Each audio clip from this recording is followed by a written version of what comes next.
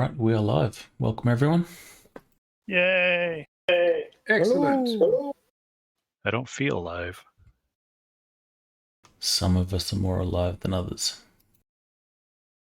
Today we will be continuing with our Conan campaign. This will be session 8, if I'm not mistaken.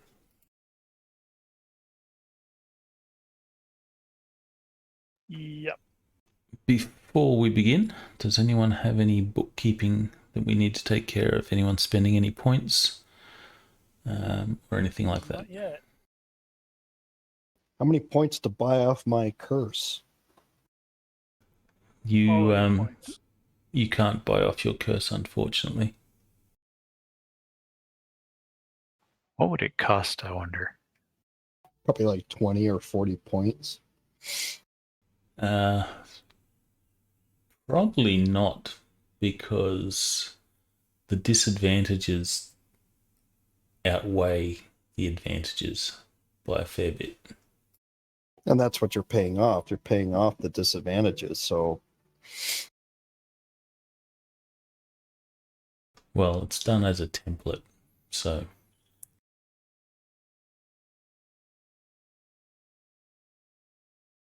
Yeah, I guess it would be fairly expensive.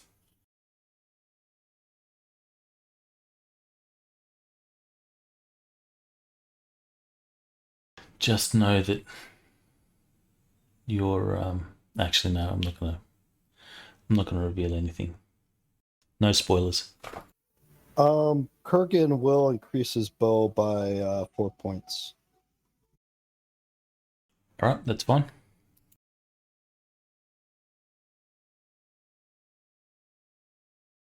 And Apentius will use that unlisted quirk and label it as attentive. Hey, what was the deal with going over 18? Once you hit 18, you can't use earned points to boost your base skill. If you have traits and stuff that increase your skill, that's fine, but your base skill can't go above 18 by spending character points. You have to increase that via points earned through training.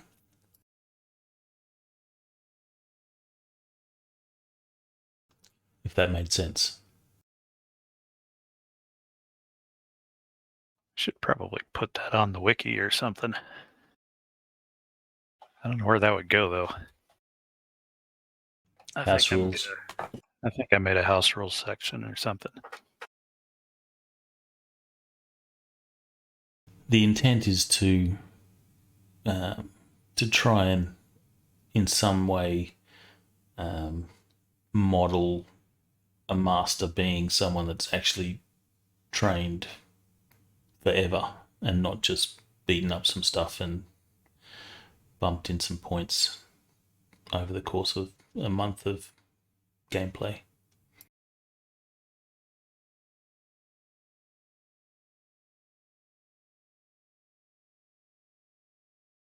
Right, I think I was actually saving up for a skill bump.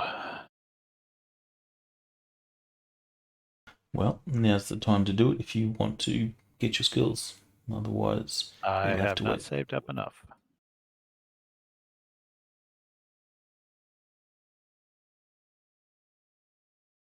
All right, is there anyone else spending any points? Nope.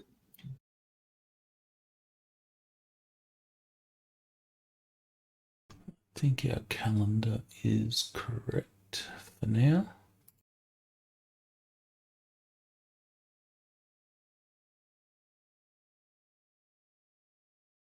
Session 8.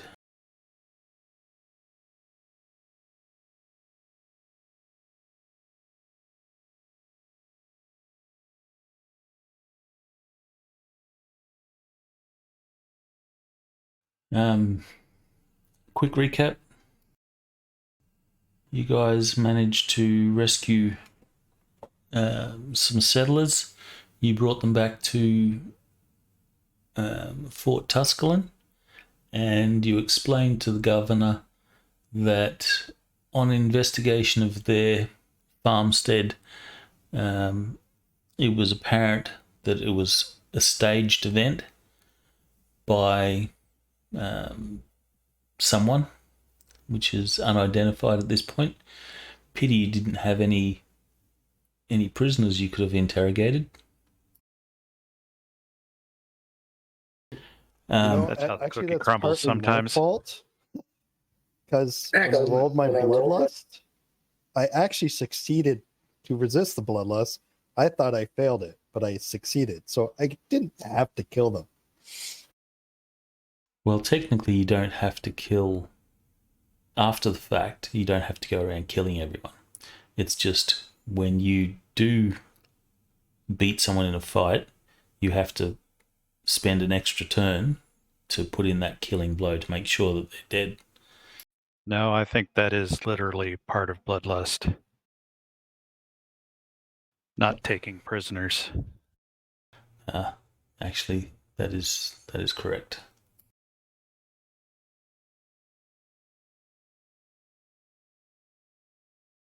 I don't know if that means you'll go around and kill everyone, though. Because it does say, any time that you're fighting someone. But anyway, not important right now. So you explained that it was staged. Someone tried to make it look like Picts attacked the farm and, killed those that were on the farm, or at least killed the husband and son. You rescued the wife, daughter, the grandfather, and a farmhand. You brought them back to Tusculum, and the governor has tasked you to find out who is responsible for this. We can't have people, inciting violence between the Picts and Aquilonians. Unnecessarily, anyway.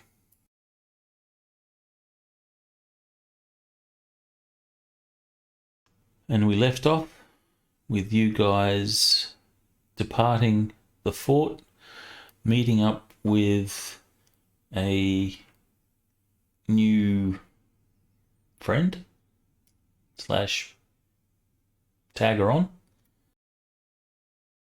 which was an odd Pict woman.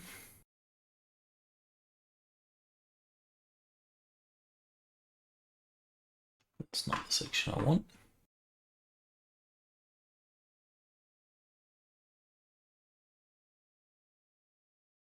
She's tagging along because she wants revenge for actions taken against her people. You have actions taken against her people, and she wants to recover an artifact, the Eye of the Hawk, which was stolen from them. You guys have agreed to help her in that regard, and she has agreed to help you, or at least, follow you and see what comes of it. And apparently she's pretty keen on Boulder. Well, there's a lot of him to be keen on. So I believe when we cut away last time, we were in the process of letting her know that we were going to Velitrium to that end.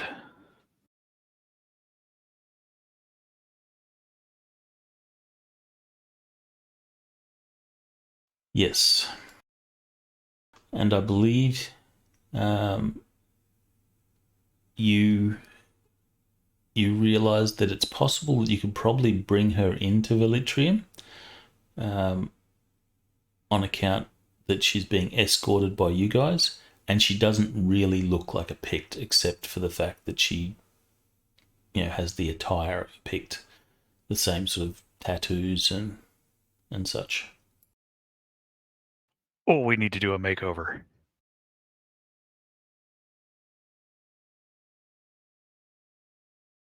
And then a We really don't. slow motion makeover reveal.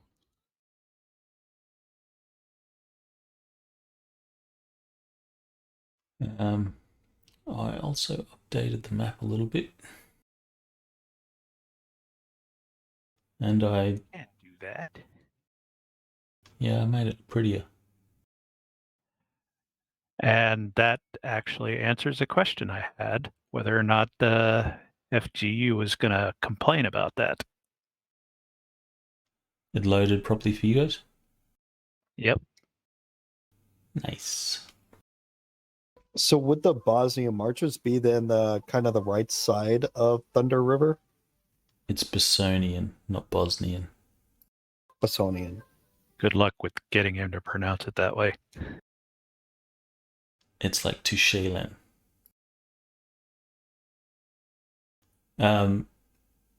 Sorry, what was your question? So is the Bosonian marches basically the right side of Thunder River?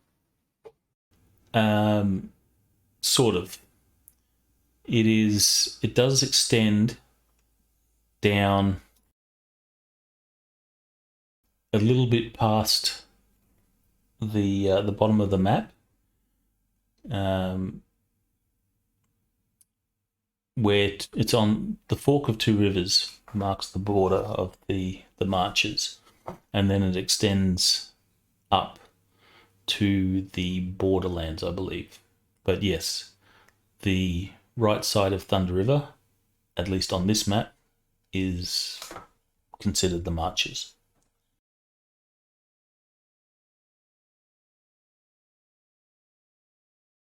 Territory I am familiar with. And I've also updated this map with the various provinces that are in this area.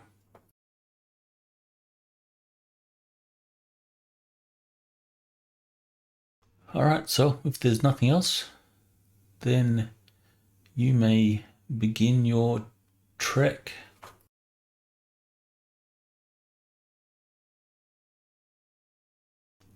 Velitrium is 51 miles on How the long road. did it take last time? Did we overnight? It's your minimum encumbrance or minimum move, I think was 4. Sorry, maximum move was 4. Well, we have a wagon this time. Well, okay, I'm making an assumption that we are escorting the family. I believe that was the case, yes. In which case, we have a wagon. I think you were also going to use the wagon to try and identify its owner. You were heading to... That was the plan, yeah. Right. Scandaga. Sorry, Velitrium. To check out the maker's mark. Find out who made it.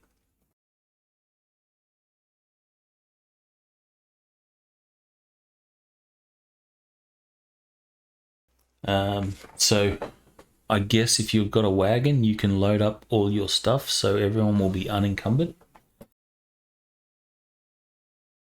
How much for another draft horse? We already I asked that. He said think we it's- couldn't get one.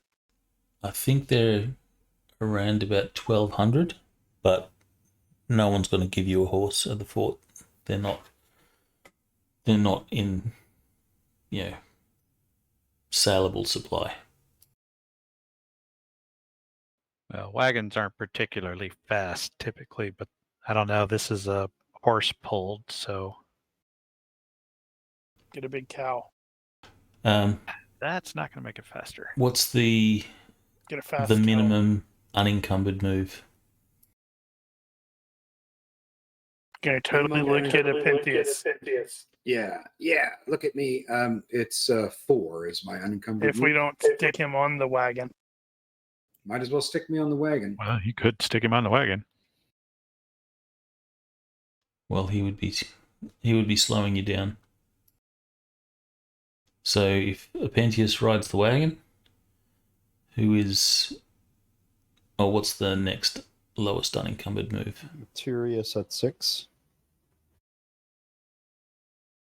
Actually, I could probably see it from the tracker.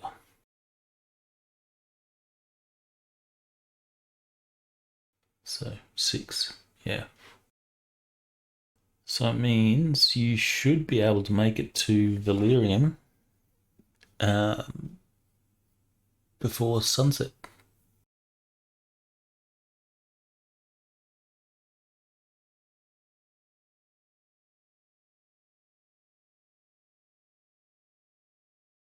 So we shall treat it as such. Since you're taking the wagon, who's going to be driving it? Who has Teamster? Well, the wagon technically belongs to the family. They could probably drive it themselves. Otherwise, No, this was the cart that we got from. I know that, and we gave it to them. Prison cart. Oh, we gave it to them? Oh. Well, technically, we gave him the horse. Okay, we're giving them the wagon. We just we need to use it.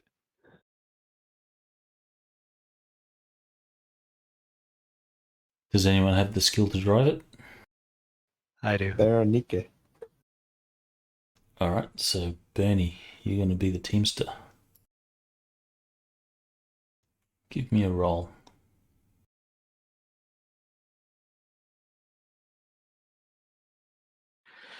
I was looking up a thing.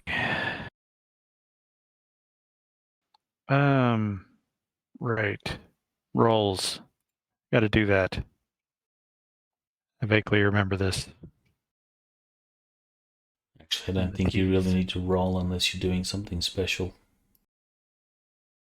Probably not, but there it is. Now you can put some points into it if you wish.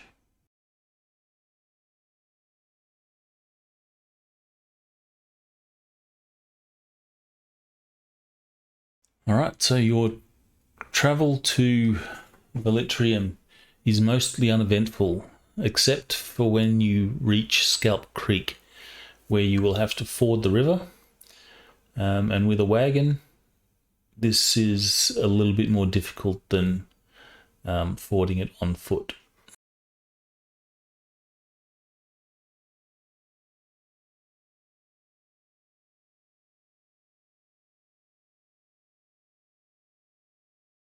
Do you do any preparation when fording this river?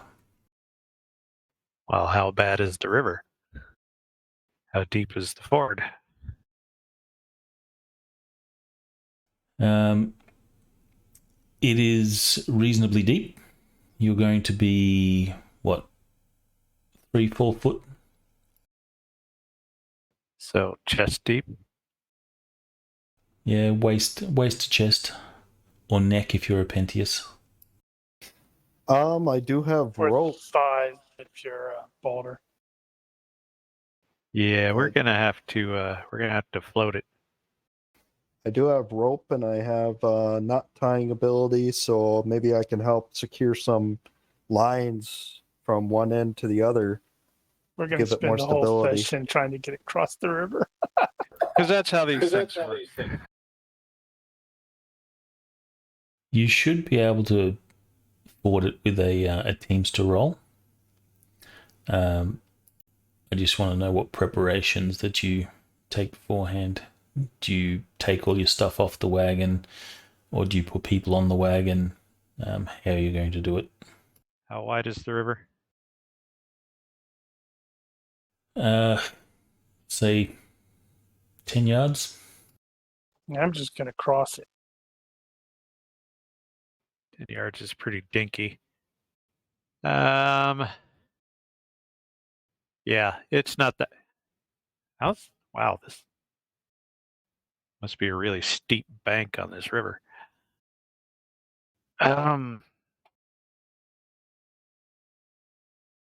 Just don't screw up your roll. How heavy is it? Or screw up your roll and roll the wagon. Let's see, wagon weight 0.84. I bet that's tons. That's loaded weight. 0.34. Probably actually, we got some pretty buff dudes. We might be able to carry it across. I'm going to carry it across, drive it across. But we'll try to drive it across unless it's particularly difficult. All right. What are you going to... Is it going to be loaded or unloaded? Is it going to have people or not people? It's only 10 yards. No people. I don't have a problem with the idea of throwing some rope over it, though, just in case. Yeah, So if you're there's a welcome to make some sturdy- preparation. Preparation would be a complementary skill, so you can have up to 2 different preparations. So throwing a rope across would give you a +1.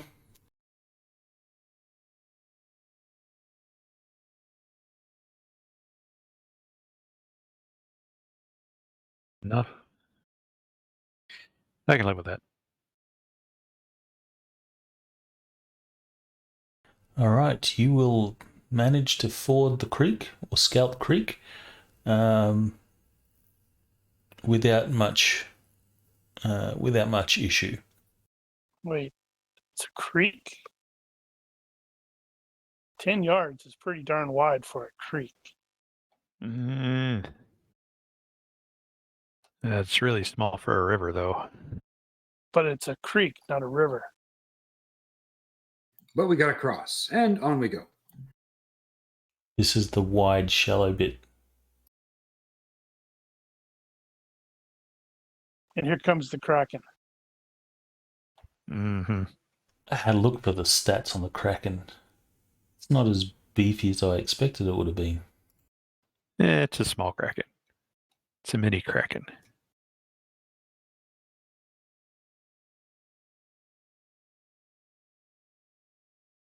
Oh, All right. crap, another town. The only thing these places are good for is ale. You have another river to ford here. They don't have a bridge? Nope.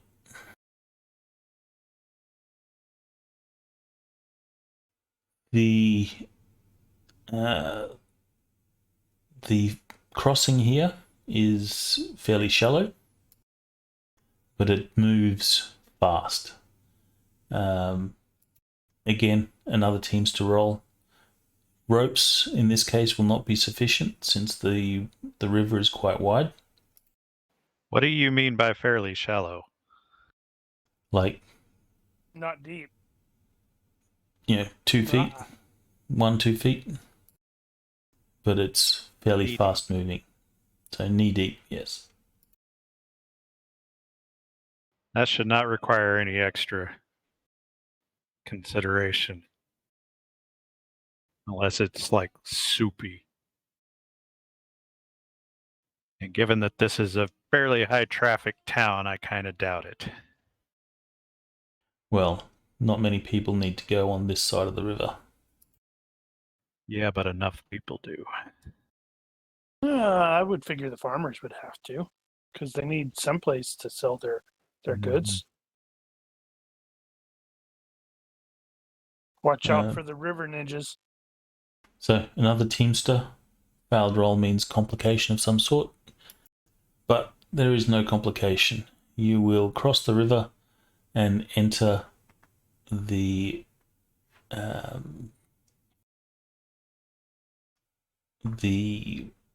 city of Velitrium. Velitrium is City or town?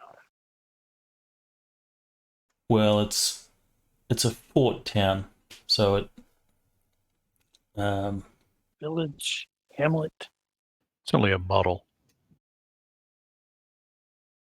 Don't know if I have a picture of it, but it's it's not. It wouldn't be a city, but it has 1,000, 1,500 odd people.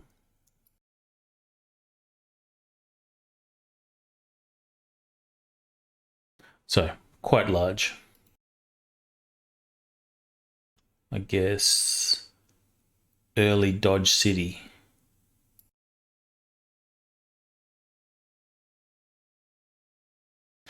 It is surrounded by a wooden palisade. The gates are open as there's a reasonable amount of traffic that goes through this city or this town. First thing that you notice when you get here is the smell. There is definitely the odor of civilization here.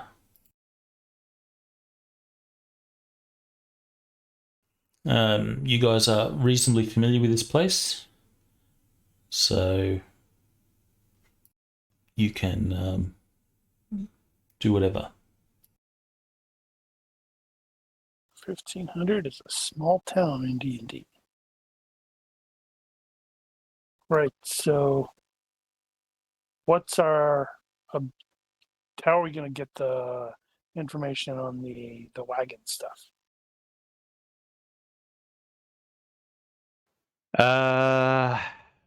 We would probably... Well, okay. This town being not that large, someone who makes carts is probably going to be easily identified. Could I use my merchant skill in any capacity? You could use merchant to ask around, or you could roll IQ. Well, they're equal, so merchant it is. Merchant it is.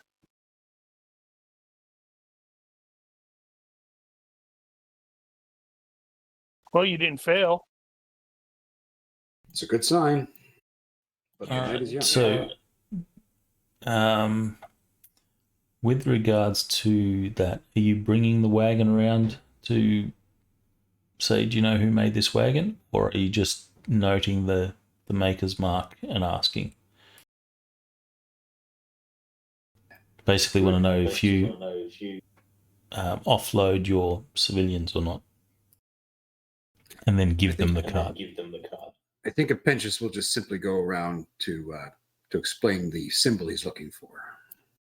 We need a montage of Apprentice going around with his talking to people and making his arms in a hoop.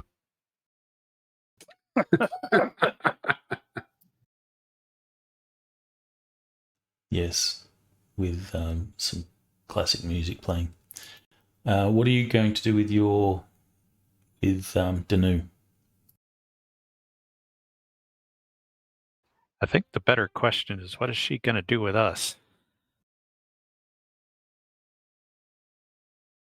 She is hesitant to go in because, they're the enemy.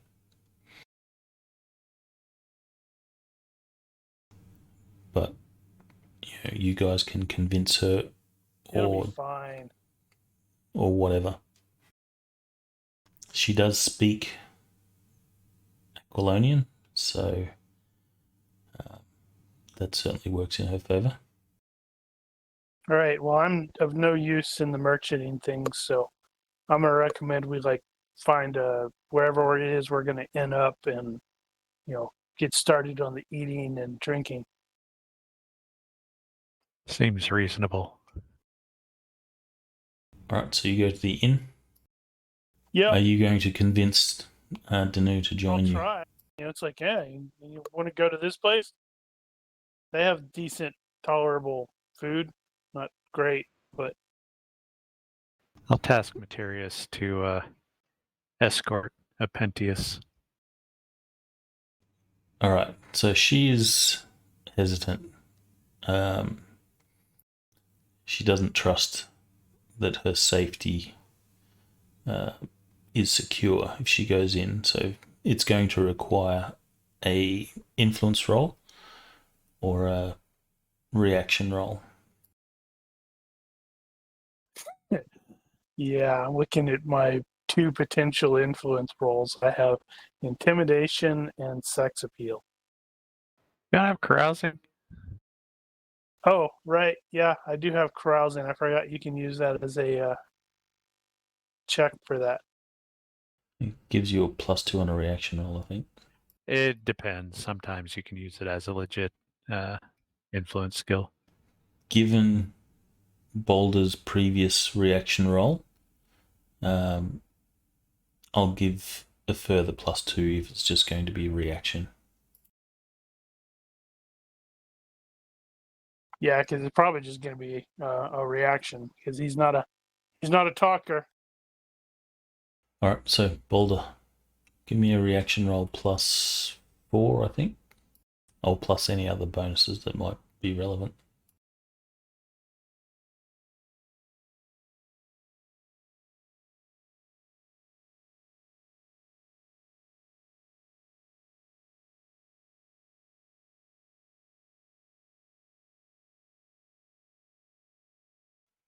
Don't know if your overconfidence is warranted there, but You said last time she's overconfident. I okay. could be wrong. So if you're overconfident, you include that. Yep. All right, not a You'll problem. be fine. She's You'll be cool. Fine. She's a little worried. You waltz on in through the gates. People give her a look, but then don't pay much attention. Because She there's a giant walking next to her. looks like, someone that's gone maybe a little bit feral, but she's not sort of picked up as being a pict or noticed as really being a pict.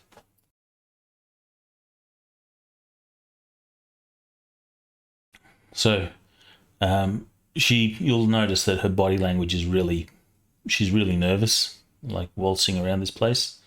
And she does stick close to you guys, and she's always sort of looking over her shoulder, watching her back and stuff like that. You will head to the tavern. She clearly needs an ale. She will step into the tavern.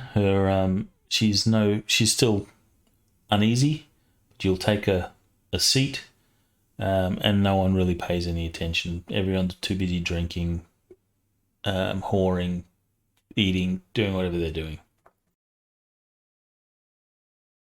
Apentius, you will go around and do the montage of,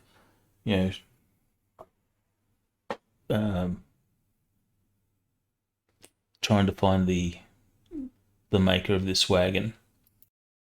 You have offloaded your civvies, and you will ask around, and it's not too long before you will be told that the maker of this wagon is a guy by the name of, or a Wainwright by the name of Baran. Baran. Baran. Yes. He's in Scandaga. In Scandaga. Okay. Baran in Scandaga. Do I learn anything about are people say he's a fair trader, or is he kind of questionable, or? Give me a reaction roll. Oh, God. You'll be fine. Okay.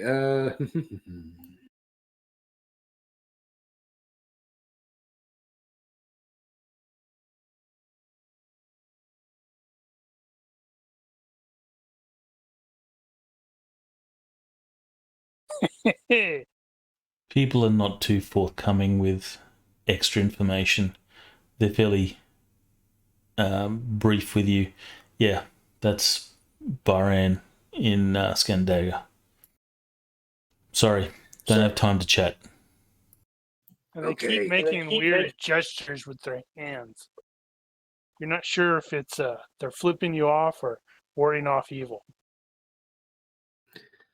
Fine, thanks. I appreciate your time. And people will just go about their business. Odious personal habit, always sound sarcastic. I should also note, while I remember now, as a as the part of the Rangers, you do have, I think it's the equivalent of social regard, or it's a +1 reputation anyway. So the Rangers have a general all-round +1 reputation. Well, that's important information. He wouldn't have changed the bad. But yeah, that's something to remember. I should note that on your... I think we started a note for it.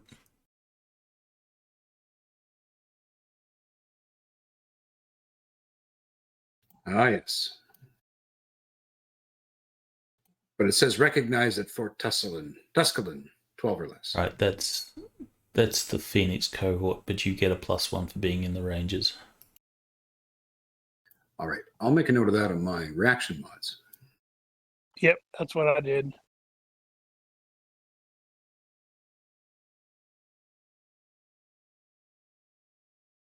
There, I've updated that.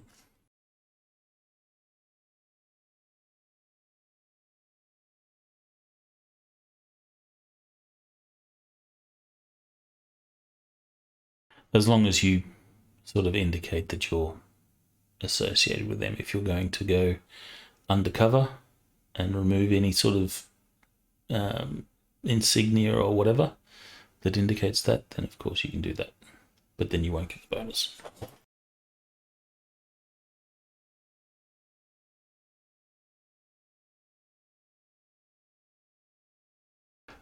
So it is, by the time Apentius has gone around and asked, it's coming on sort of 5:36. I assume the rest of you are in the inn. Scandaga is...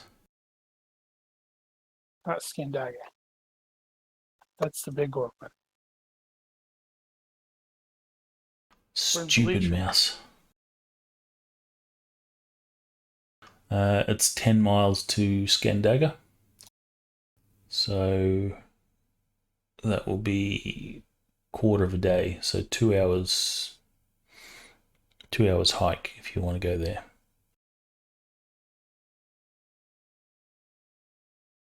But the sun is low in the sky. You have a nice orange sunset. And we have ale. Bar fight. Which makes the sunset sort of a gold color. Damn, I didn't do the table for the weather.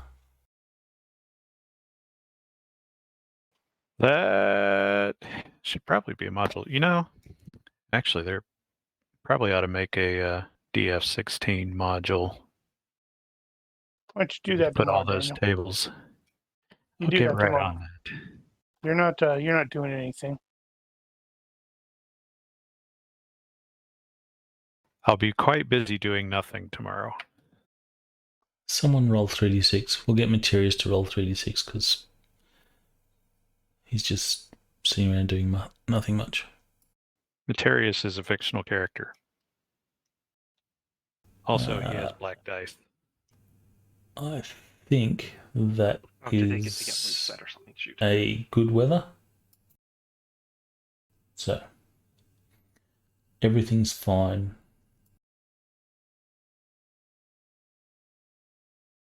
Is there anything in particular that your characters are going to do? Carousing. because I failed. Yeah, I failed Pinches my, is up for some. compulsive check. And yeah, Pinches is curious. He wants to hang out and meet people,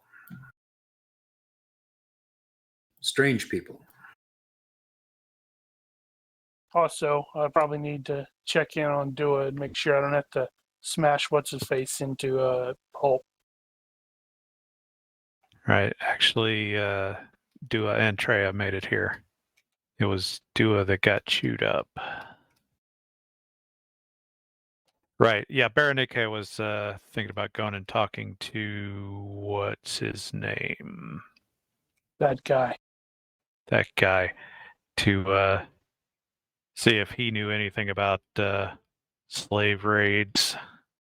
Did you mean were you wanting to check on the nasty weather thing there, Brian? Is that what you had? No, I was rolling to see how well Tiberias has been treating Dua. Oh, that doesn't look good.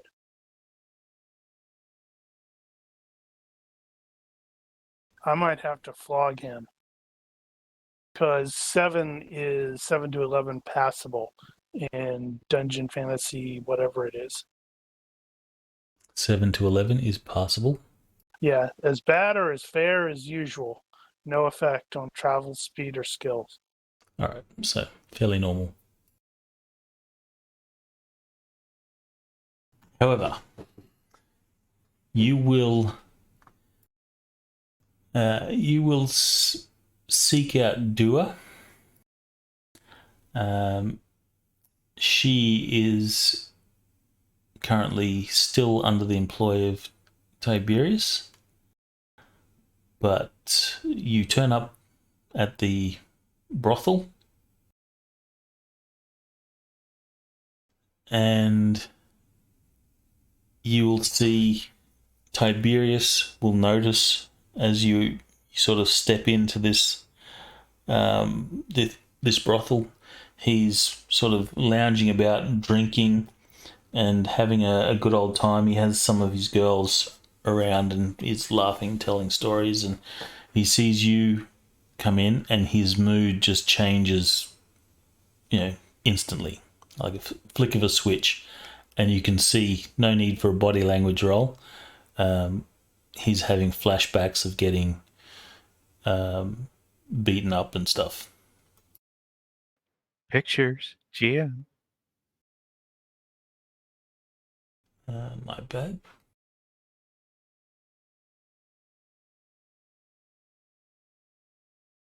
I should cast Dua and Treya. I don't know. Are they that important? They might be. Especially if they lead to violence. Plenty of unnamed NPCs lead to violence. That's a valid point. So Tiberias will stand, rather nervously walk over to you, Boulder. Danu has probably followed you because she doesn't want to be left alone.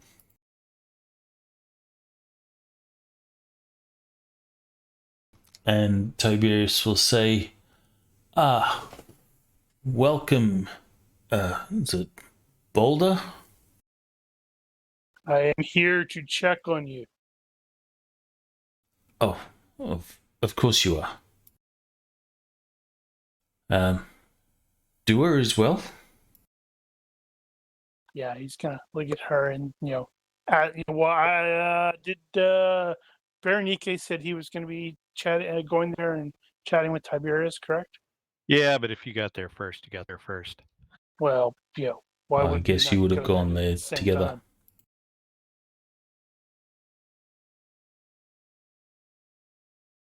So I'm going to take her aside and ask her how she's being treated. He'll say, whether I need she's busy right now. I can go get her if you want.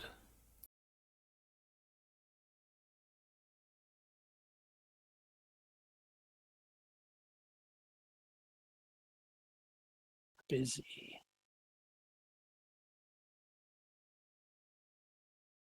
Busy how? I was gonna say I'll let Baldur sneak off and do whatever he's gonna do with that, Sneak. but yeah, he's not very I can be stealthy. inconspicuosity is not his forte. I have a 12 in stealth. I can be sneaky if I foolishly decide to do so.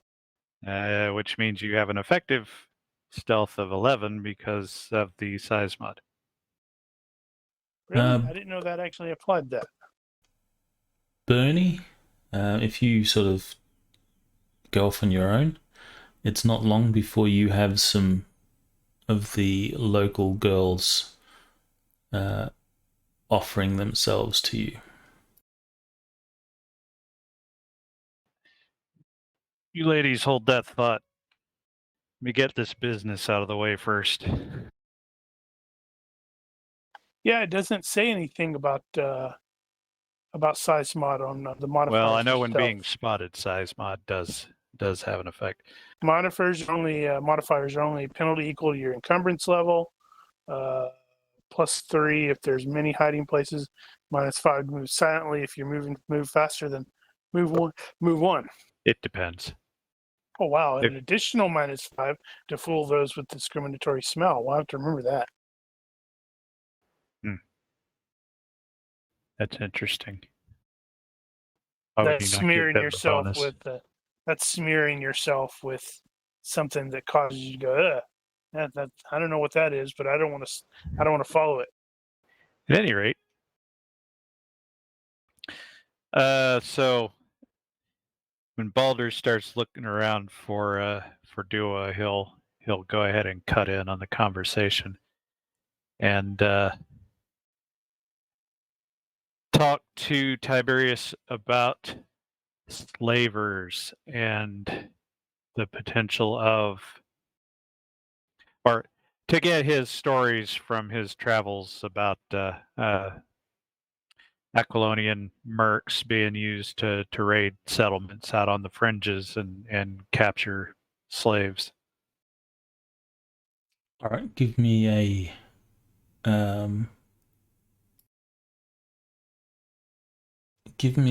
reaction roll. You're going to be at how am I going to do this? Yes, you're going to be at penalties if you're doing this with Baldur standing around. Well, you see, you kind of get the feeling that as he's sort of conversing with Baldur, he's like all, clammed up. He's intimidated. Well, I intended to cut in after Baldur was starting to look around. If he's not actually going to wander off, then that might not be my time. Well, may go wander then off let's deal with Baldur first. Tiberias says, Treya. do you wish me to go fetch her? Why would you do this? If she is in the middle of something, I can wait. Let me just see. And he sort of backs off, not quite turning his back to you until he's a few steps away, and then he, disappears out back fairly quickly. And then give me a hearing-based perception roll.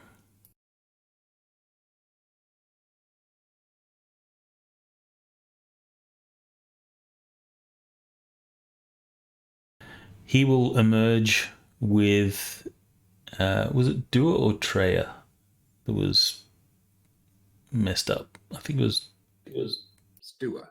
I don't remember which one. Dua. I think it was Dua. All right, it's Dua for now.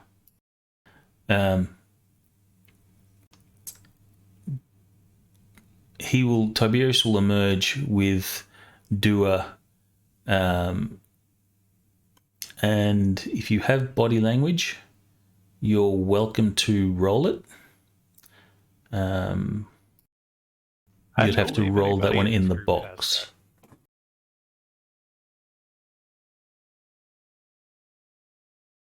No body language amongst those that are in the brothel? I am checking. Is it Pentius in the brothel? I'm there. Can I default that puppy? Tech well, wise think- -4 or psychology -4. I don't got either of those. Yeah, sadly, I don't have those either. We're not a social group. Kudo has it. Detect lies? No, Kudo has body language. Okay. That's a dog smart enough to do that. Of course, the dog has to be left outside. Wolf. We don't serve their kind here. Yes, he says wolf. So he will emerge with Dua, and he'll go up to Boulder and say, "See, she's doing well." I would hear it from her. Are you doing well? She looks to Tiberias, and then Oh, I totally Tiberius. do the Bane thing from the third Batman movie. You know, put my hand on Tiberius' shoulder. Tiberius sort of stumbles across some words and goes, "It's okay. You can tell him." Actually, how is she doing physically? Is she mending? Yes, you guys magically healed her, I think. Did we? No, we had nope. the physician. We only had the physician at the camp. Okay. Yeah, we don't have magical healing. I don't think we have magical healing. I think we don't. Oh, that's right. We You don't. She's healing well. It's been several weeks. Well, not several. I think 3 weeks. Has it been that long? I think so. Yeah, something like that. Because you guys had to heal up for a couple of weeks yourselves. We were No, just we healing were for only like out a week. one. In any case, she's healing well. Probably not full, but getting there. She says, "I'm good." And then Tiberius will say, "Tell him I've been treating you good, have I not?" And she again looks to Tiberius and then looks to Baldrin. She nods.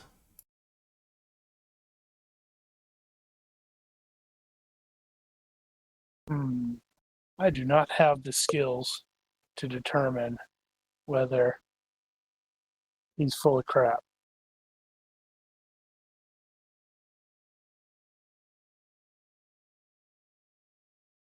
Well.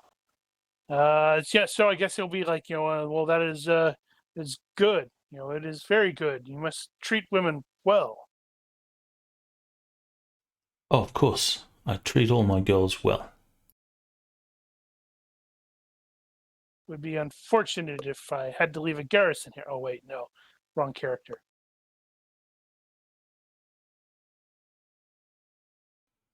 Dua is being looked after. You do not need to worry about that. I would not deceive such a man such as yourself. It would not be wise for me. It would not. No. Very good. Can I arrange you some company? This one will be on the house, yes?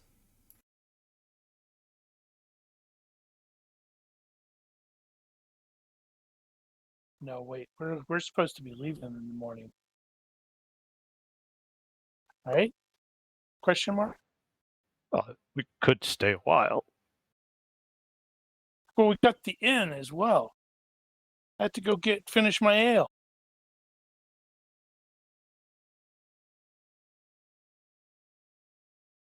Not today.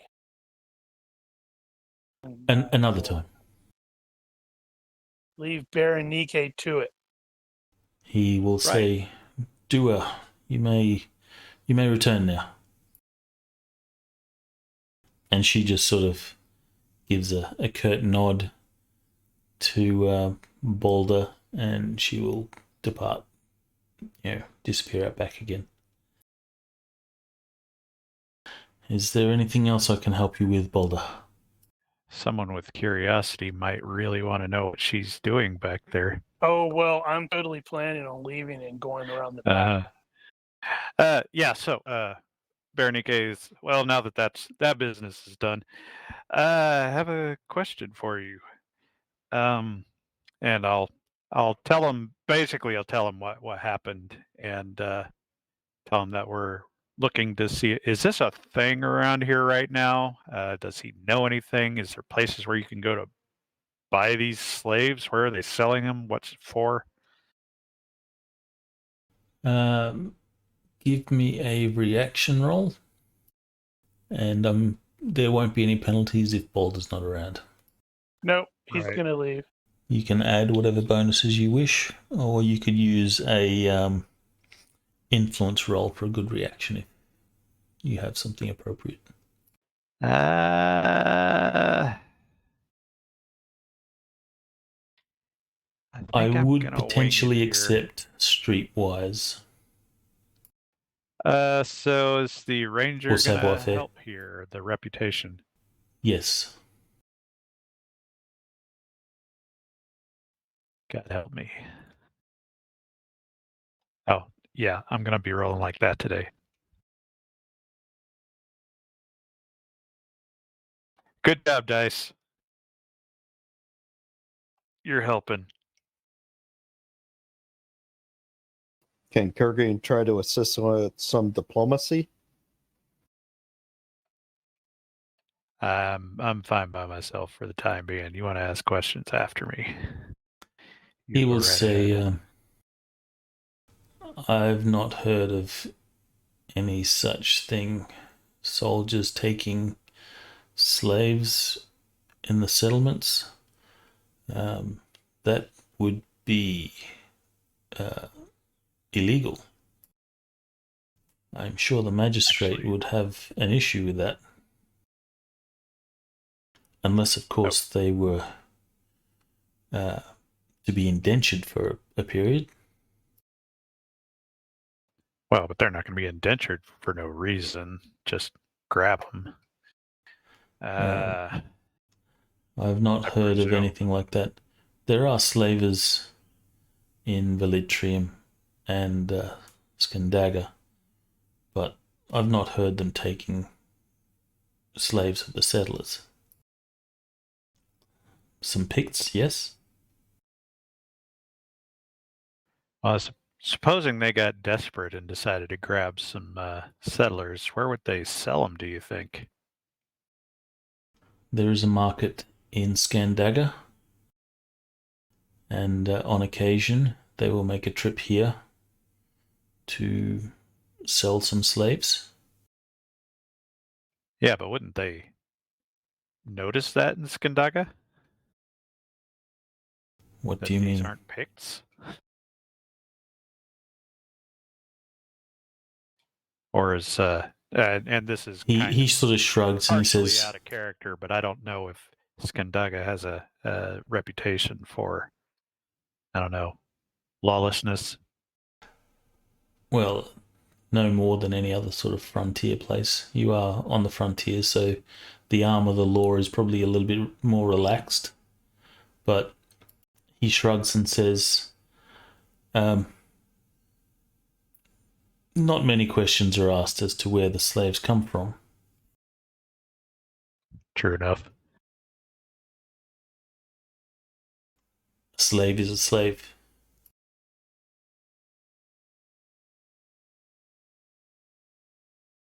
Well, that's all I got, I think. Somebody wants to take over the questioning. Penchus is actually scanning the crowd to see if there's any other little people like himself. In the brothel? Cool. Yes. Let's have a universe reaction roll. Yes. On a good, there is a short lady.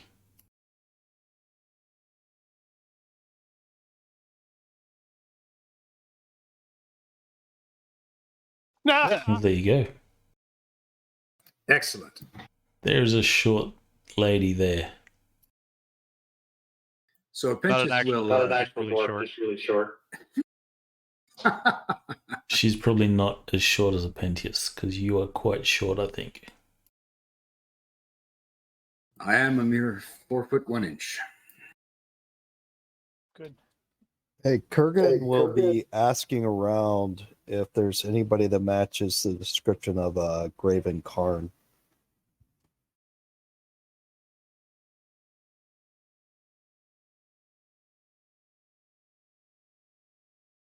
All right, give me a reaction roll. So while you're here, you will have girls offering themselves to you.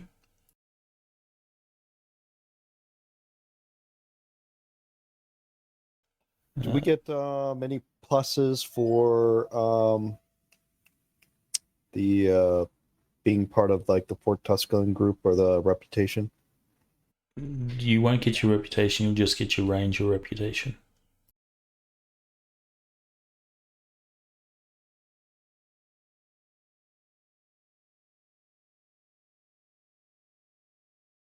You give some descriptions, but you do not get anything positive that sort of indicates this guy's around here.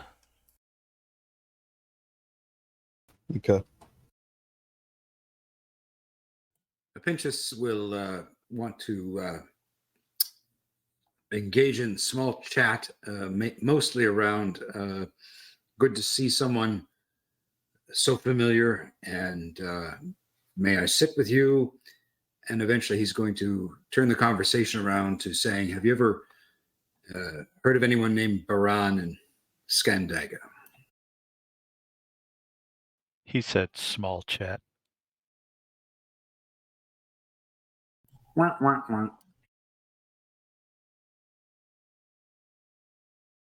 Damn it. I need to change this mouse. Oh. Yeah, I have it. The ones that I typically use have a tendency to get a double click issue after a while. Yeah, I think the button's on its way out.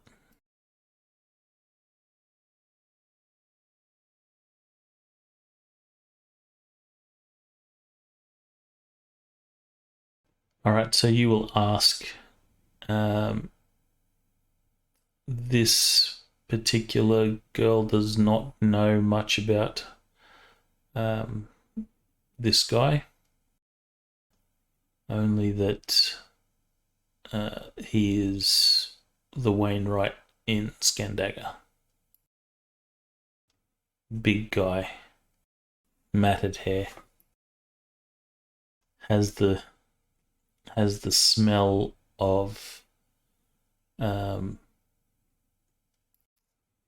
sort of smoke around him.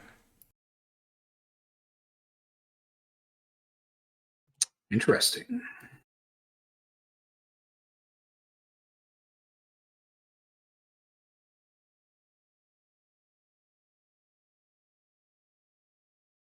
As you talk, she will get quite touchy and says, "Shall we find a private room? Perhaps we can talk some more," as she, sort of caresses your body. Well, it's been a long time out in the field. It's one of the rangers. Yes, I agree. I think I need to have some relaxation. She says, you can pay, can't you? And the Penchus says, why, yes, of course. I always pay. She says, would you want a private room? Or the common room? Private. So she will lead you by the hand out the back and into, or upstairs into a private room, which is small, purpose-built for the action that you're going to undertake. Wow, can you dance around that a little bit more? And now to ask the question that the GM is inevitably not prepared to answer. How much does this sort of thing cost here? An arm and a leg. Actually, probably pretty cheap. 10 copper. 10 copper. Penchus, it's far too gentlemanly to use merchant to try and merchant that down. The rate is fixed anyway. You'd have to negotiate it with Tiberias. The rate is inversely proportional. So he hands over 10 copper, but as he does so, I'd like to at least scan the room, look for anything that might be leading me down into a notorious honey trap. She says, as she's sort of undressing you, she says, for a few extra copper, I can give you a bath and a massage. Oh, that sounds lovely. So she will sit you down. She has a sort of pot of water and begins to clean you up and then proceeds to give you a massage. You can offload an extra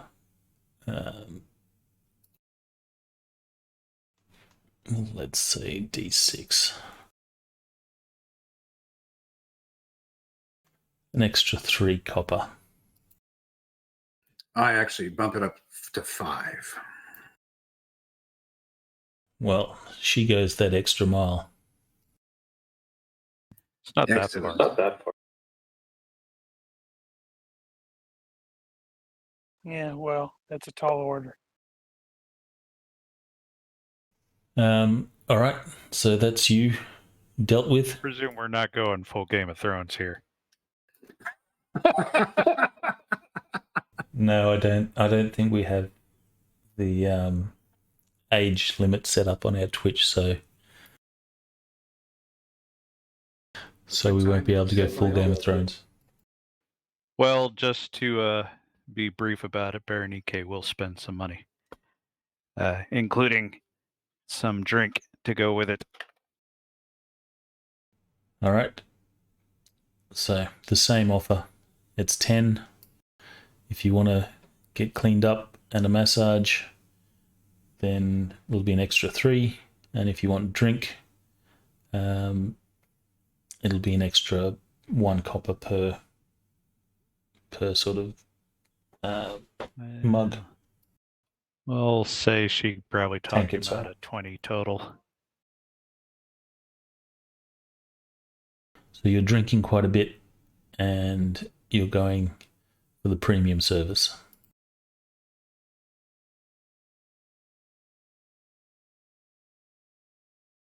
Is anyone else And doing then anything? we'll be on our way. Well, I'll be on my way.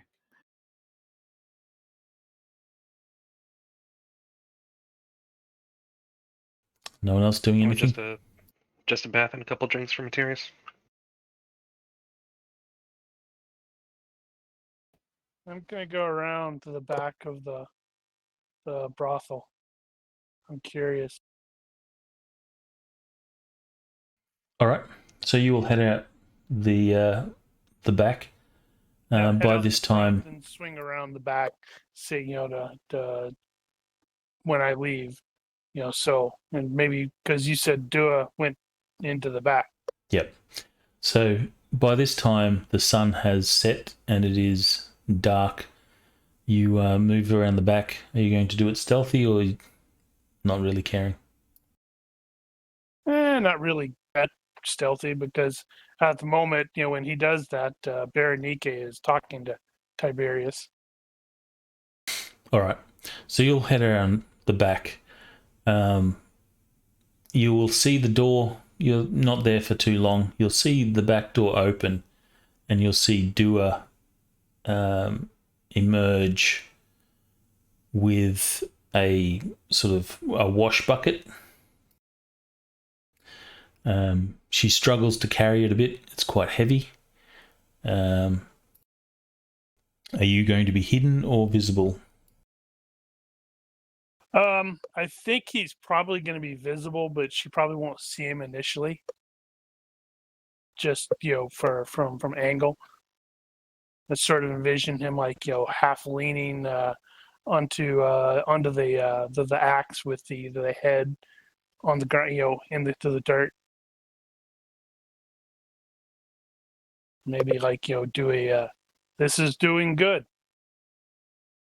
So when she hasn't seen you until you speak, and she looks over and she's obviously, you give her a bit of a fright, and she drops one handle of this wash bucket and dirty wash water with some clothes or sheets or whatever will sort of fall out onto the ground, and she's sort of startled.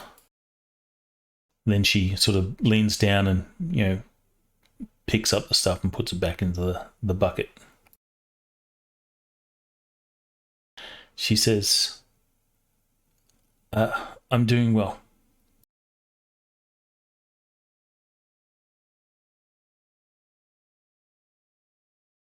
This looks like scut work.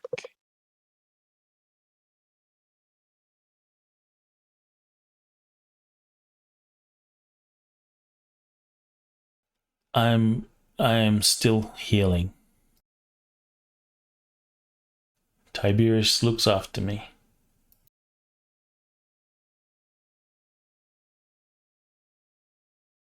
And you see that she looks back over her shoulder, sort of back into the house. Sadly, I don't have the body language to go,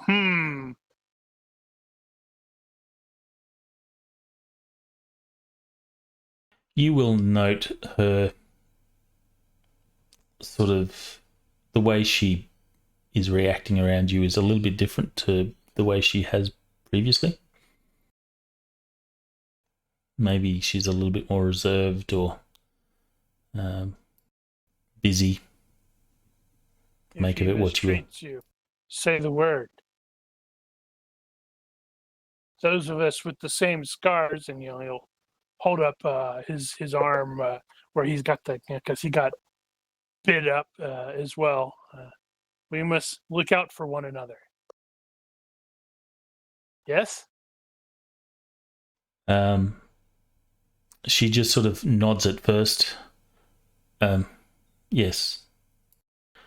Tiberias treats me well. Then I shall leave, but I will speak again. She says, I would like that. Be well. I'm going to go to the inn with Danu and introduce her to the wonders of ale.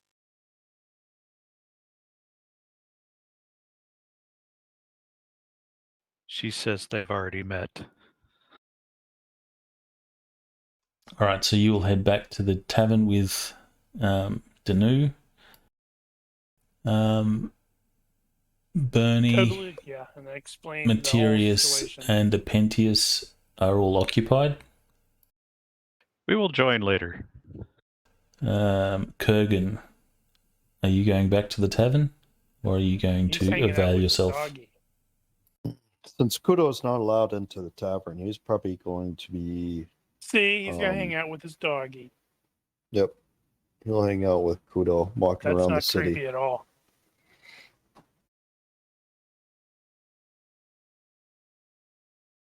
Well, you will walk around the city. You will see that there's a few soldiers that sort of do patrols on the streets.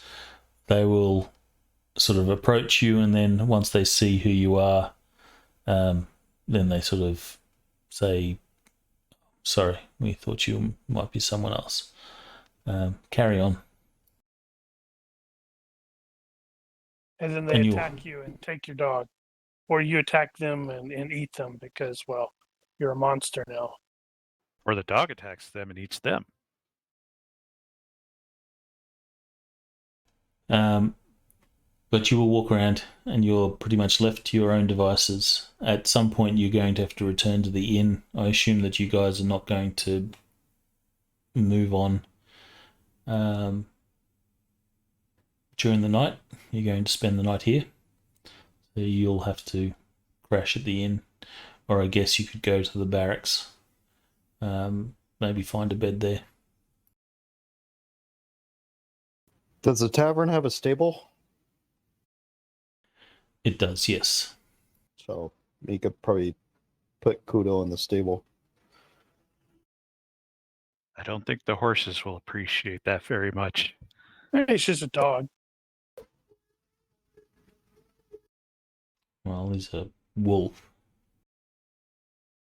It's a very dog large wolf. But he is tame, so he's not going to just attack not the tame. horses. Yeah, He they is don't know tame. that. It's not a very big dog. He's an average sized dog. He's a wolf, not a dog. The Big dog's almost difference. as strong as you. Kudo is stronger than Kurgan. You could leave him outside as long as you tie him up. In the stable, he'll have to be tied up anyway. Because wolf and horses don't mix.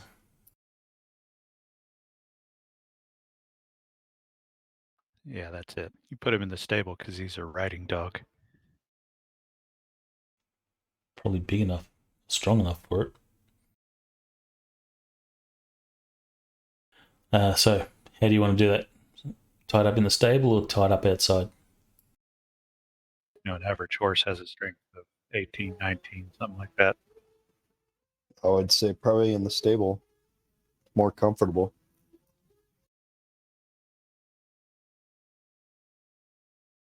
All right. You will stick him in the stable. It's going to be an extra 2 copper on top of the room fee. It is a private room. Will be 15 copper. A common room will be 7. I'll pay the 15 plus the 2, so 17 copper.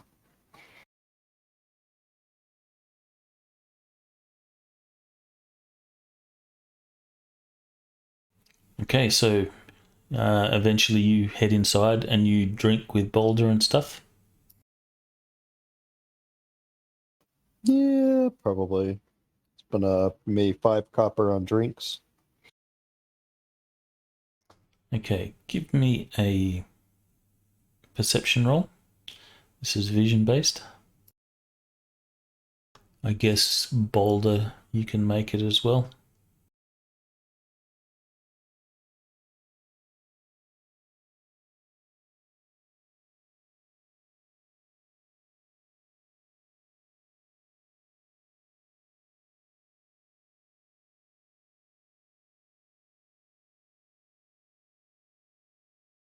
There's a seedy looking character that comes over to you and says, "Don't go to the moat house."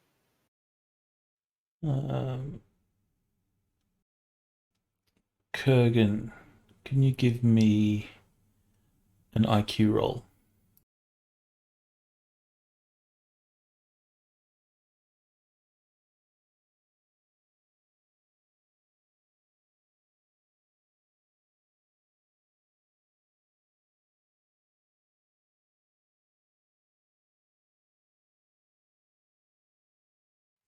All right, so you will be drinking, partying on with Boulder and Danu. Danu does not drink. She tries the ale, and it's not to her liking. So she just sits quiet and sort of nervous like. But Kurgan, you will notice there's a guy who is drinking. He's talking with a couple of guys around a table, but he's paying,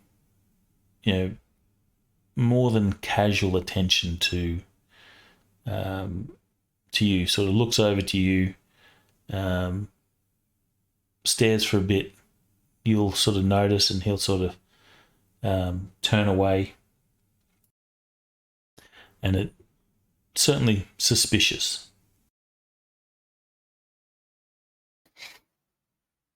Well, Kurgan is smart. 11. I was about to say he's potentially smart enough to know that calling Balder's attention to that guy might not be a good idea. Gonna say it could be auspicious, depending on which way you lean. I will take some time to observe them from my table and see and try to get the measure of them. So I'll use observation. So kind of observe them back. See and try to. Do I recognize this person at all? Do I notice anything unusual about this person beyond the fact that he's watching me? He's got a hood, and some people here call him Strider. You do not notice anything particularly strange about him. He seems like every other sort of patron here. He looks like a man-at-arms of some sort.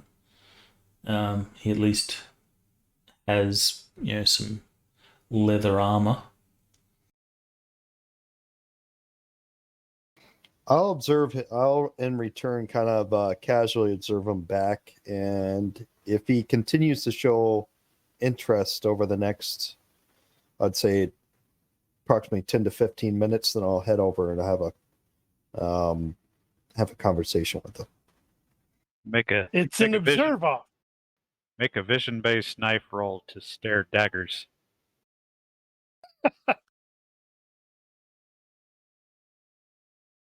It's an observe off.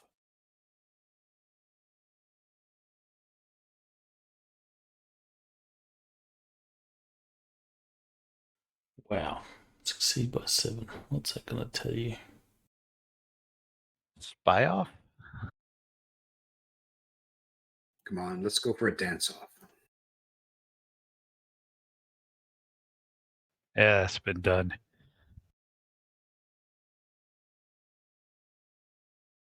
He will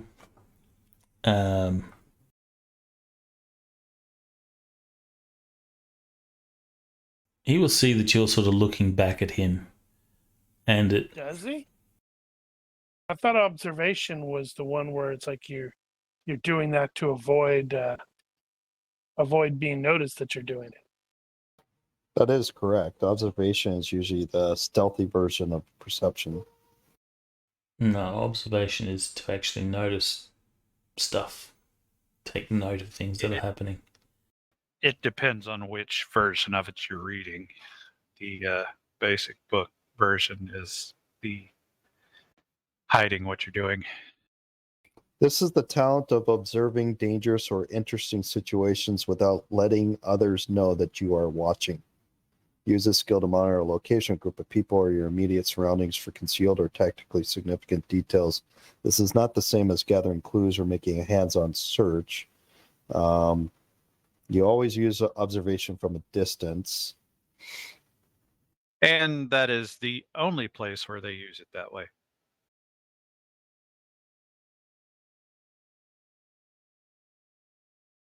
Okay.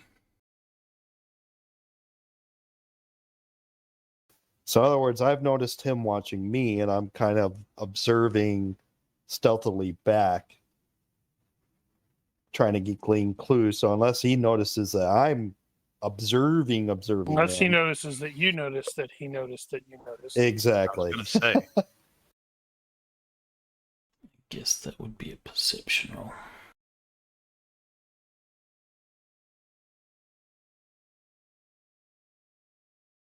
All right, so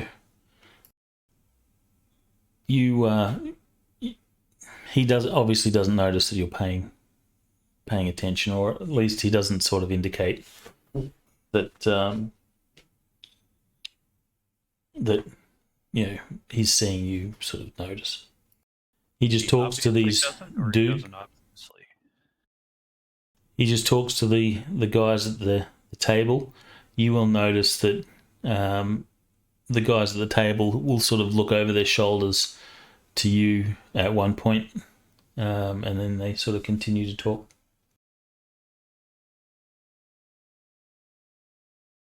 If they continue to kind of peek at me from as I'm watching, I'll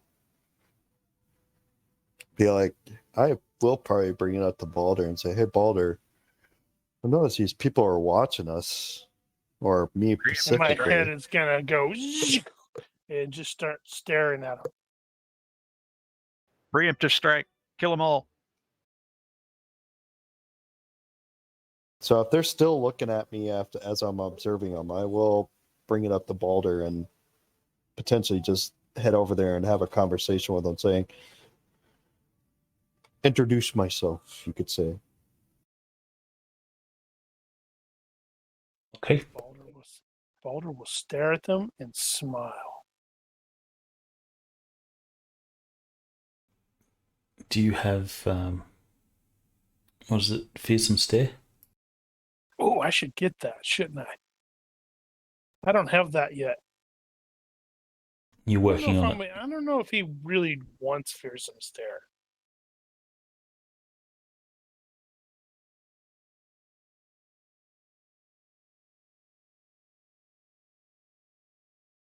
He's more the crazy tall dude who will smile and you go, that guy is really, really large.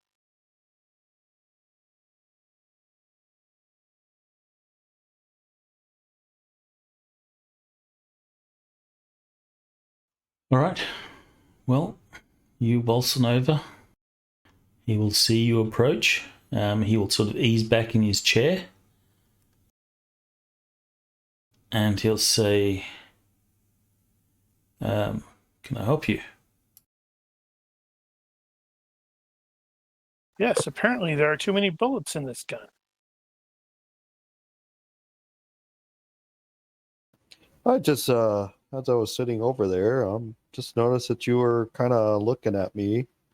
And since you continued to look, I figured I'd come over and introduce myself. My name is Kurgan.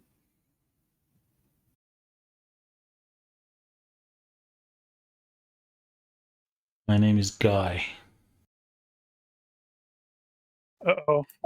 Catchphrase. Guy incognito. Guy the Let's bad. get out of here before those things kill Guy.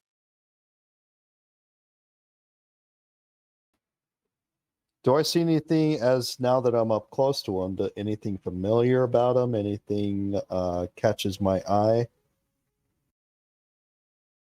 No. So do I look familiar to you? Is that why you were kind of looking at me? You do a little. You From where, remind me I might of ask? my brother.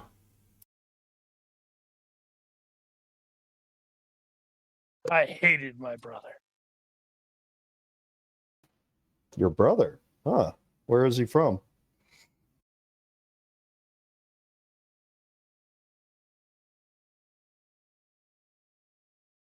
He says, Corinthia.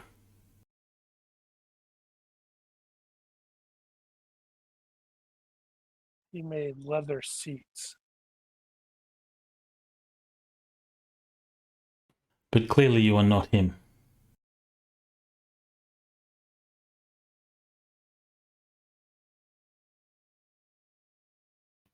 Clearly not. Well, So have a good day, sir. He doesn't let have me, mistaken identity. Do you drink? What kind of question is that? You sort of look down at the table and they've all got tankards in front of them. I'm just wondering. Of course, we drink. This is a drink house, is it not? Yeah, anybody who doesn't drink in this time period is looked at as like, what's up with this weirdo? True. Never mind. I probably would not have said that. I would have looked at their table, saw it. My character would have noticed it and been like, well, I'll tell you what. Sorry to bother you. Hey, another round of drinks for them on me. I'll head back over to sit with Balder. All right. Scratch off 4 copper. Meanwhile, at the table, the guys start snickering. Said, "It worked! It worked again!" Had I have thought of that, that would be so funny.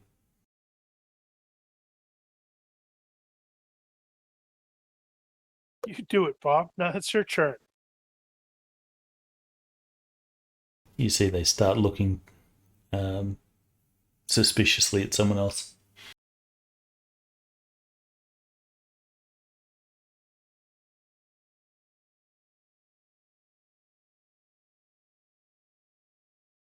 All right. So the night goes on. Every now and then, you'll still notice this guy keeps looking over.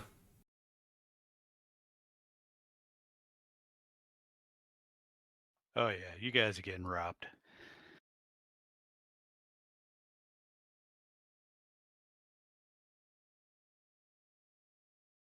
I don't have body language. That's the problem. So Yeah, well, they're more than welcome to make the attempt.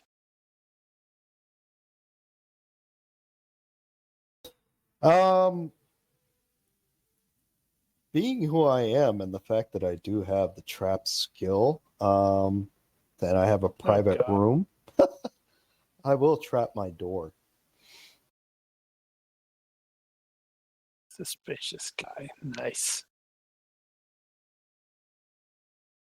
Hopefully, you really don't forget funny. about the trap when you get up in the morning. What sort of trap are you going to fashion? Claymore. More of a not necessarily one to injure anybody, but trigger a bell or something to wake me up right away. Well, I don't think you have. That actually wouldn't be a bad thing for somebody traveling in low-tech society to have a little bell that you can just nail onto the door or onto the door jamb. So if somebody opens it, it just jingles. Interesting that you would say that. That modern knight, I can't remember his name. That guy, he had an article or a video where he was talking about when knights travel, or when people just travel like via horse, they tended to have actual bells on the animals. Yeah, but that's for traffic issues. Yeah, but I mean that just means it's like But you could use them. You get to the inn and you take the bell off and you you put it at the over your door. I'm just gonna sleep on the floor up against the door. Put bells on the wolf so he can't sneak up on you. But I would also probably put a chair underneath the door to keep it from someone just being able to barge right in. All right, give me a traps roll. I can take some time, additional time with this, right? Yeah. That might be something It's you set up all the time. Yeah, just because I'm going to bed, so I might as well take my time. So, +1 is what? How many minutes? Double the time is +1.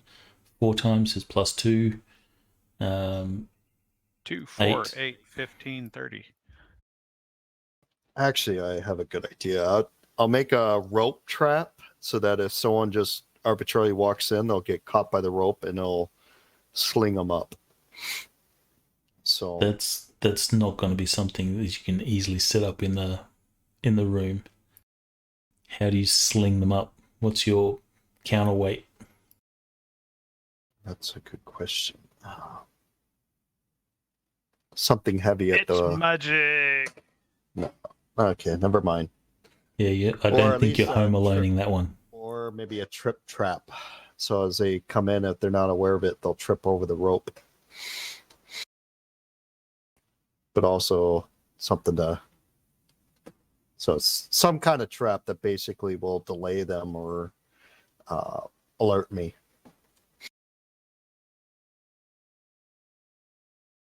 Okay.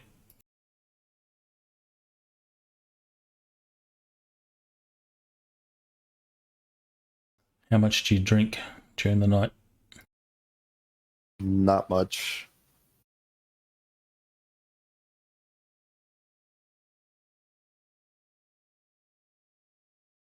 Because I have alcohol intolerance, so I'm probably only going to have like one tinker, one drink So of beer. he's the guy who asks for milk, and everybody looks at him really weird. Comes in pints. What's the mechanical effect of alcohol intolerance? You get drunk faster if you drink too much. So If you're only having one, I think you're going to be fine anyway. exactly. So I'm only having one.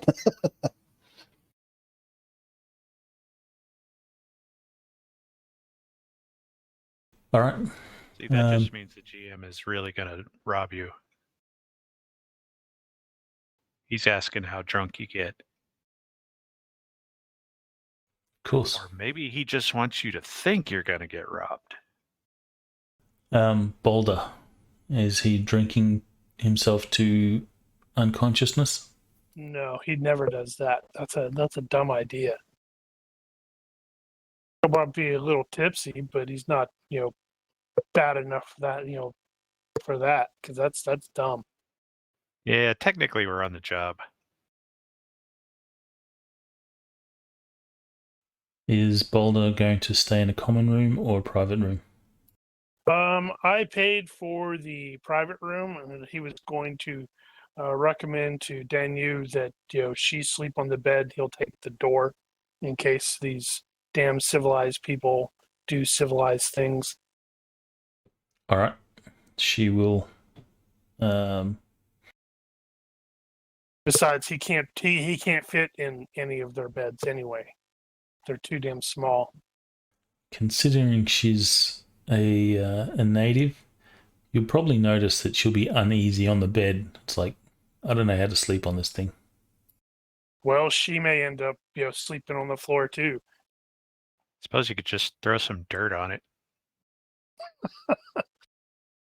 In any case, the night will pass. Everyone will, I assume, turn in. If you're staying in a common room, you can pay the price or pay the extra for the private room. Yep, paid for the private. Private as well for materials. These tiny beds. What kind of luxury place is this that has private rooms? It's a large town. And you will all wake in the morning. Your trap has not gone off. Except Kurgan, he's dead. Yes, your trap has not gone off because you're murdered by someone coming in through the window.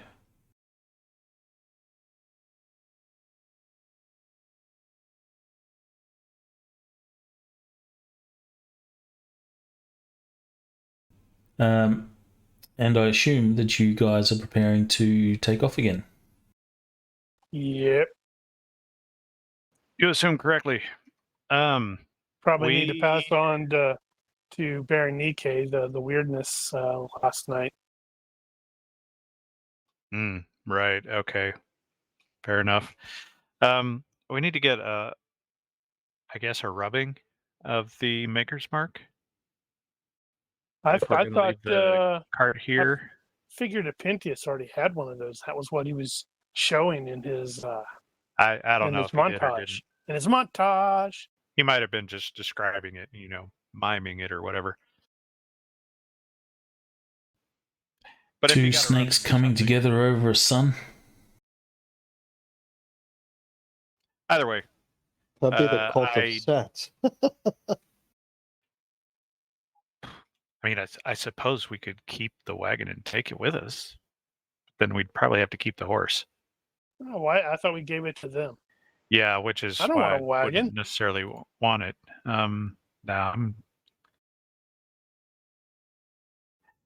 Yeah, we can, as long as we can identify the maker's mark without having the wagon physically present. We'll leave the wagon here. Were the settlers going to settle here? Well, this is the first bit of population. They're happy to stay here, but if you wish to convince them to go on, then you would have to influence them in some way.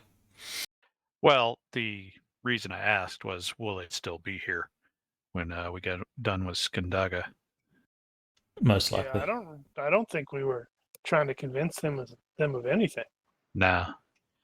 So if we leave the wagon with them, it may still be here. Should we need to come back for it, and we're not going that far. Unless the village has been burned to the ground. Well, that's another matter. Because Dua had too much and said, all right, MOs, I'm going to kill you all. Yeah, she snapped. Right, off we go. Which means Apentius is back to walking. Unless he wants to Get a donkey. buy a cart and have Balder pull it. Balder ain't pulling no damn cart. So that would mean your encumbered move is 4. He should get a so- donkey. It'll only take a couple of hours to get to Scandaga.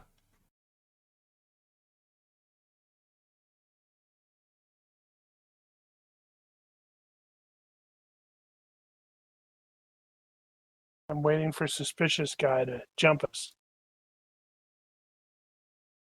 Why would he do that? It'll only take a couple hours to go 10 miles. Well, it's because I walk forward and then I have to stop and wait, and Apentius catches up. I would think it would take longer than that.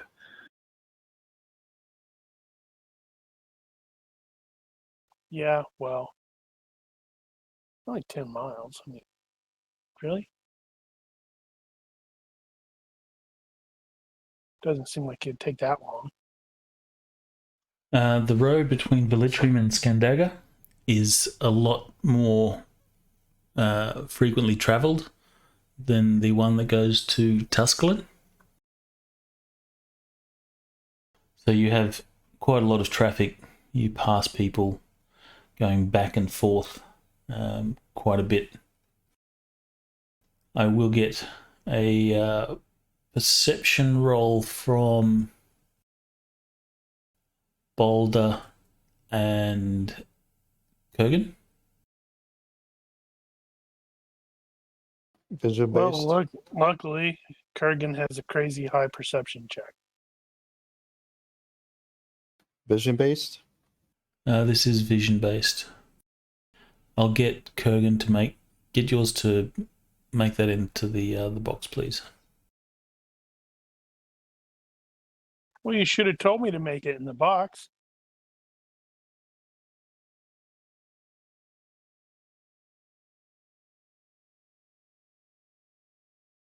Sorry, I accidentally hit the minimize button and now everything's in the wrong place. Well, don't do that. Well, it's easy to say after the fact, isn't it? It is easy to say. Don't do that. He didn't ask for Berenike, did he? I thought it was just Balder and Kurgan. Oh, Yes, Balder and never Kurgan. Stop Ignore trying me. to hog our spotlight there, Berenike. Accidentally So- minimized. Uh-huh.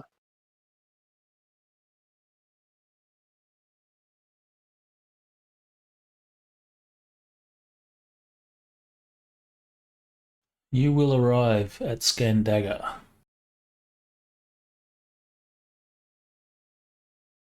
This is considerably larger than Velitrium and a lot more Wretched active. hive of scum and villainy. We must be Uh, cautious. The population here is, 3,500, 4,000, sort of that number.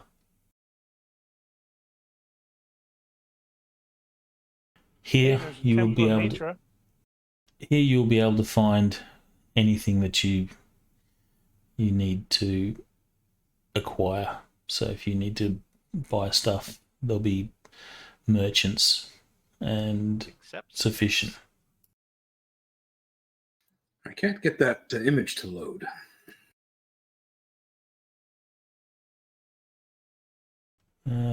Give it time, it might. It says it should be loading. Came right up for me. I'll I give it think- time. Maybe it was your Kanukistan internet. That could be.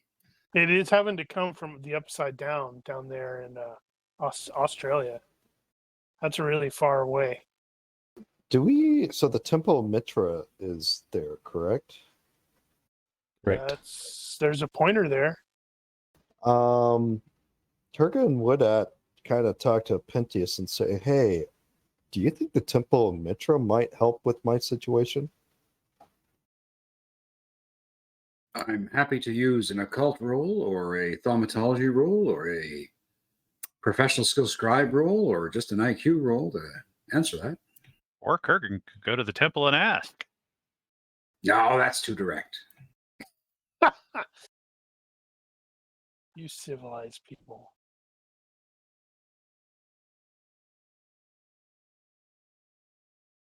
Well, if you're going to make a roll, make the roll.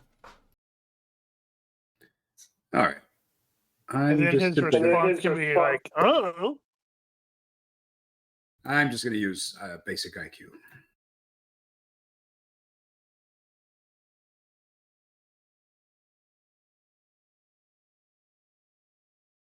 You would think the odds are unlikely. So, priests and such don't generally have magical ability. They are just, priests. Have we read the same Conan books? Because, I've read a lot of them, and priests do have magic powers. Not all priests. Not like No, not every all priest. priests, but some priests. But like the high priest, I mean, when you think about like the cult of Set, he had some magical abilities. Well, like I said, it's unlikely, but not totally impossible.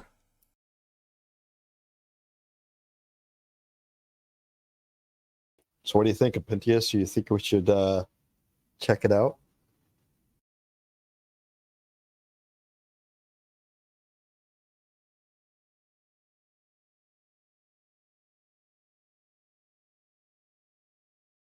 Well, it can't hurt to ask.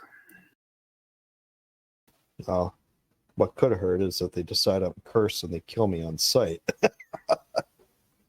But Temple of Mitra usually is considered one of the more decent goddesses. Gods. Just, Mitra's a he. yeah. Has the big beard and all. I think Mitra is the primary religion in Aclonia, isn't it? It is. I think he's considered the Lord of Light. Wait a minute. Sweet. That would totally fit in here, you know?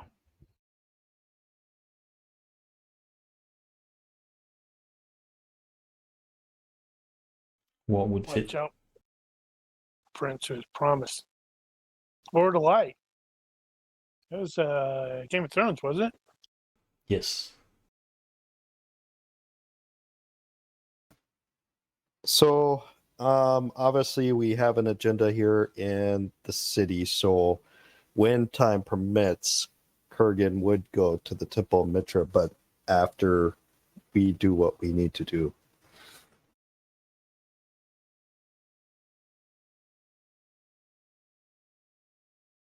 Right. We're going to talk to what's his name?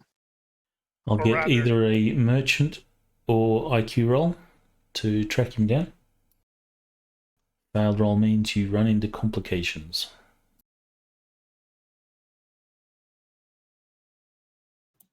I'm happy to roll that merchant roll. Yeah, you're Looks the like you're guy it. who did all the dude who was doing the talking. Ha! Complications. There's a parade with these ladies ringing bells, going shame, shame, shame. I like that, except it's not going to be ladies saying shame. There will be a parade that you encounter. It is only, maybe half dozen dudes in black robes. They are chanting and sort of singing strange, or singing in a strange sort of language. It's not like singing, it's like a chant. And there's a few people that sort of are following along. Kurgan, you will immediately identify these as worshippers of Set. Semper Fidelis, hoorah. Smack. All right, so I am intolerant. How do I react? You could Do roll I a reaction resist? at -3 if you want. Nah, You're you intolerant should to what? you should just start feathering them because that'll be awesome. Get us chased out of the town or city. Ooh, I react bad.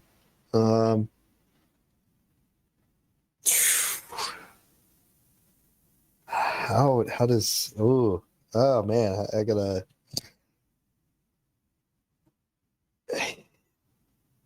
and I got berserk. I got berserk Oh now. no. Oh, would that qualify? Berserk. You roll Berserk in a combat situation where you lose your temper. So you have to make a will roll, or you control roll. Yeah, you got to be hurt, or somebody you love's got to be kind of being attacked. You can, of course, choose to go berserk, which is a will roll as well. I wouldn't choose to go berserk, but I am intolerant. What does it mean to be intolerant? I don't like them. I had a bad reaction. I am actively Spitting on the avoiding these ground, that people, sort and of I'm probably taking. spitting in their direction. And I have my hand close to my weapon. Making the Mitra or the Mitran warding symbol of, go away. Yeah. And I'm not hiding the fact that I'm warding against them. Not that they care. They might. They're going to wheel around and, head toward him. They put an extra curse on you. One of the guys in robes will notice you being the way you are, and he will step forward and says, "Relax, brother. Come with us. Find emptiness." If you don't step away from me, you will be empty. Are you trying to intimidate? As in the skill?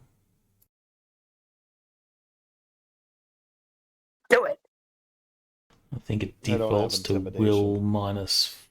I don't have Will or strength intimidation. -5. I'll be very diplomatic in the way I say it.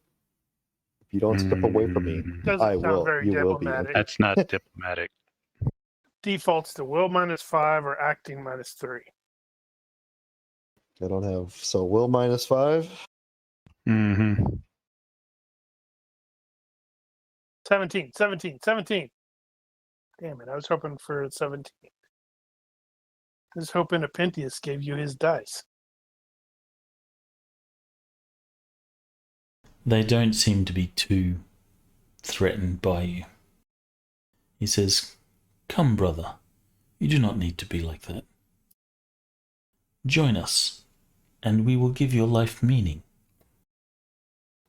And snakes. Give my life meaning. Oh, they've butchered part of my town, kidnapped my family, killed my father. And your dog. Your other They- dog. They are the wellspring from which you flow. Without them, you will have never been. The guy will sort of give you a respectful sort of bow, and then he'll catch up with the rest of his group, and they will continue down the street. Olive's going to look at Kurgan and say, "He was your brother?" Question mark. No, he was But not. he called you brother. He wants me to be a brother of the cultist set, but I hate them.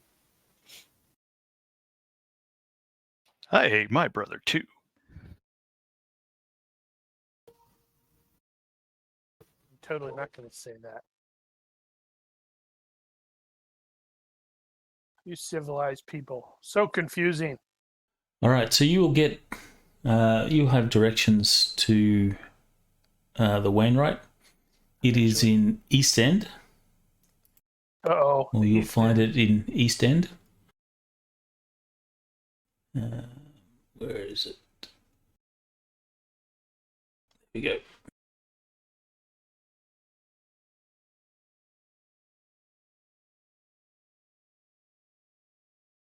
That is so weird. I'm not getting any of these images. It doesn't like you. Not this week, apparently.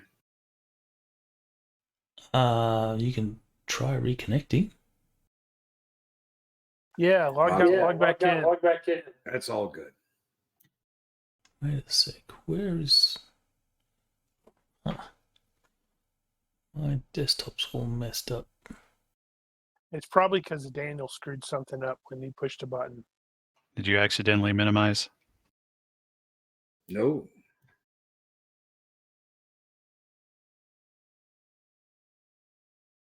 The chat window seemed to move. I don't know.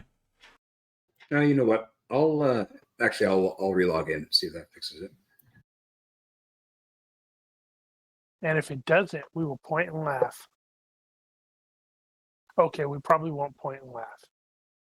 Well, you That'd can't be see us unnecessarily point. cruel.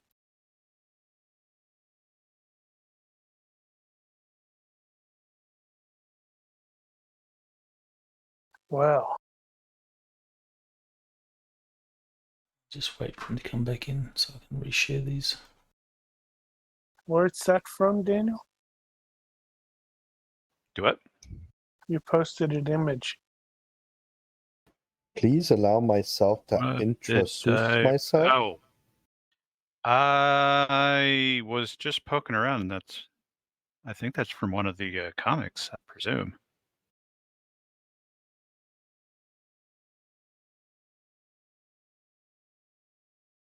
Probably, because it's comic booky. Yeah, now it's there.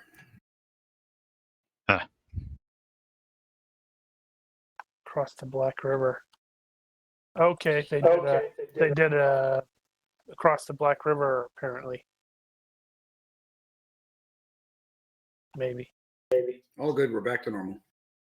All right, so you're seeing the images? Mm-hmm. Yay! Carry on. All right, so you will turn up to the shop. It is opened. You can see this this dude here working on his anvil. He's hammering out some Wait a metal. minute. He's supposed to be Conan's dad. It's just And he's a supposed to be dead. coincidental resemblance. Uh-huh. I suspect shenanigans. So he will see you. He will look up, acknowledge you, continue hammering away, and says, "Can I help you?"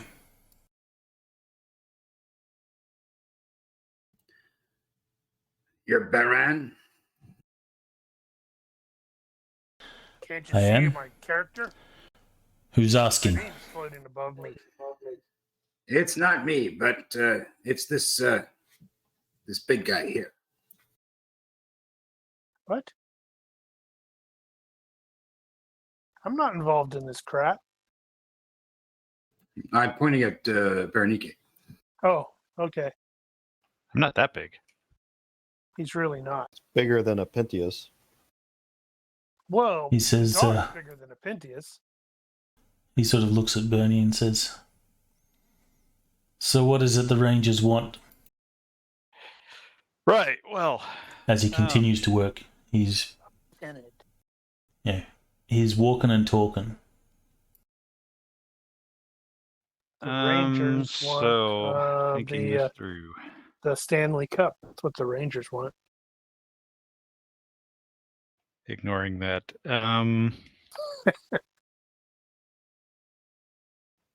We ran into the guys. They had a cart. We wanted to know where they got the cart because we were trying to identify who they were. So, I think Ronnke is probably going to approach this from the standpoint of, okay, how many of these carts do you typically sell? If there aren't that many, then do you remember people that you sold them to? Could you identify them? He says, "I remember everyone I sell a cart to." You're talking of a prison wagon? That's not something that I sell many of. Did he mention the prison wagon? No, I assumed that you were mentioning a prison wagon. I did not mention a prison wagon. Okay, then he won't say prison wagon. But now I'll mention a prison wagon. Then he will say, "Prison wagons is not something I make many of, but I do make them." How many have you sold recently?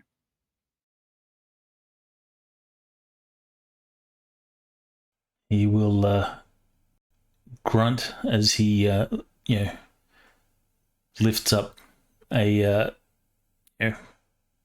heavy, sort of half-complete wagon, slots a part into the axle, and then begins to slide the wheel on.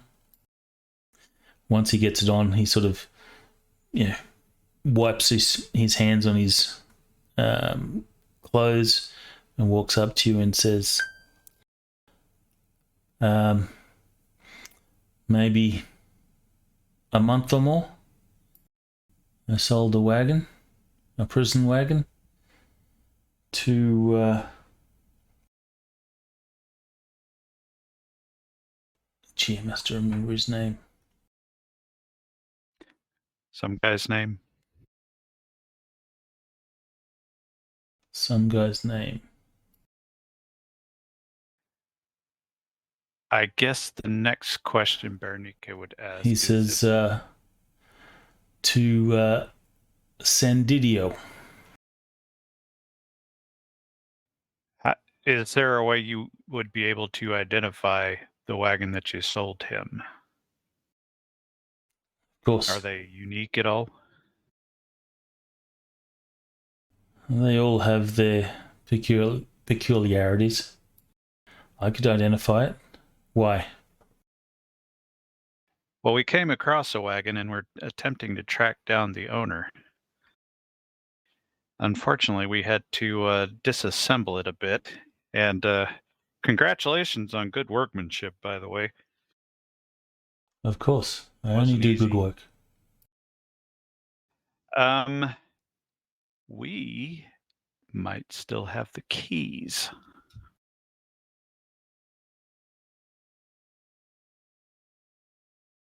So we Keys. will bring out the keys, and I will attempt to describe the cart, and I will enlist a Pentious aid in doing so.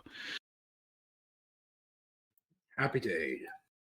So you will have. So you have the keys. Yeah. He will take the key. He will look at it for a minute. Then he'll sort of go around the back. You'll see he pulls out a box, and begins to, he fishes into the box, pulls out a key, and compares it to the one that you had. He puts it back, grabs another, compares it. He does this a few times, and then puts the box away and comes back. He says, "Oh, who disconnected? Something happened to me. Looks like everyone disconnected." No, Oh. I'm still. It wasn't just me. Balder and Bernice lost. They're gone. Yeah, I was AFK in the bathroom, and I come back and I'm looking at the login screen. Well, I was just minding my own business and got kicked out to the lobby. I guess I'm coming back in. Yeah, it says you're coming back in. Wonder if he had a hiccup long enough to interrupt fantasy rounds, but not TeamSpeak. Weird. Well, it's kind of That's weird not out for of the me question. is, when I tried to log back in, it's like he said I had a license mismatch or Yeah, something that's like the same that. to I'm me. like, what? Well, I'm here now.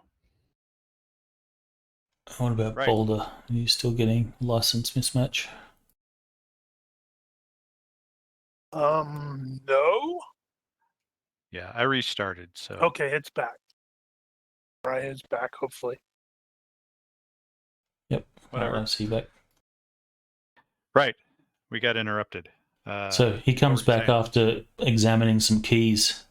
He hands you the key back and he says, "Yes, this is from the one I made for Scandaga."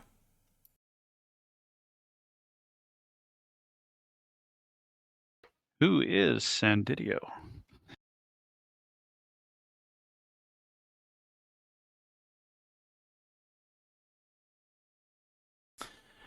He says, he sort of shrugs and says, he has his fingers in a few things. He runs the fights. You can find him in the Lake District. Ask around. Everyone knows of him. All right, then.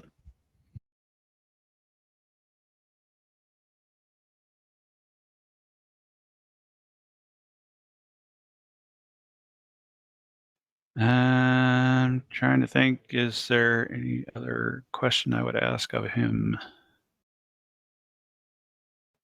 Anyone else have any suggestions? Scandaga is actually on the Bosonian marches, right? Yes. So Kurgan's area knowledge may actually kick in to identify that guy. That's true. Possibly. But, Since, he's been chomping at the bit to use it. no, I don't know. But alas.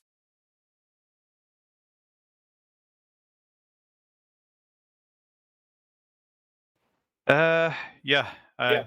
That's all I can think of the moment, so I will bid him good day.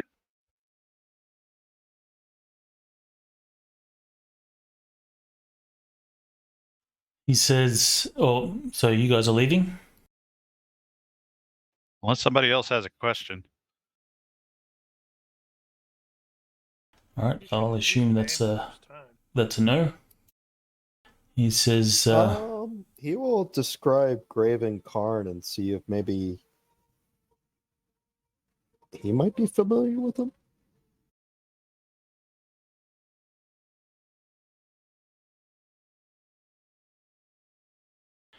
he says, "Has this man bought a wagon for me as well?" He was part of a raid against my town, and they took slaves away. So I don't know if they would have had wagons, and maybe they could have potentially had one of your wagons, but this is what the guy described how he looks and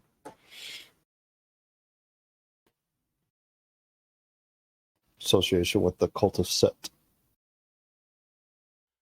He shakes his head.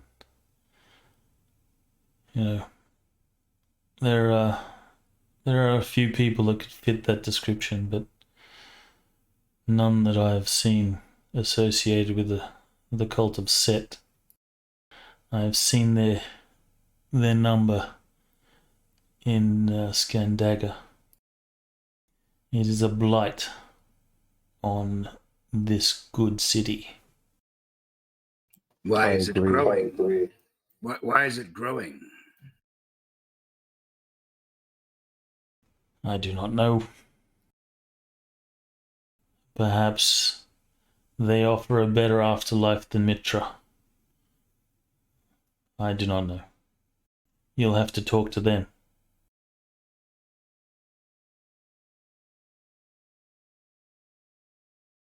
I concern myself with my work. I keep to myself, and I stay out of trouble.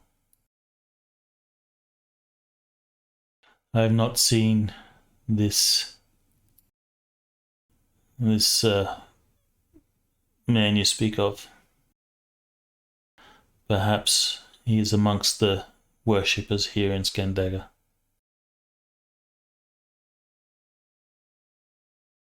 He's going to be the lead slave.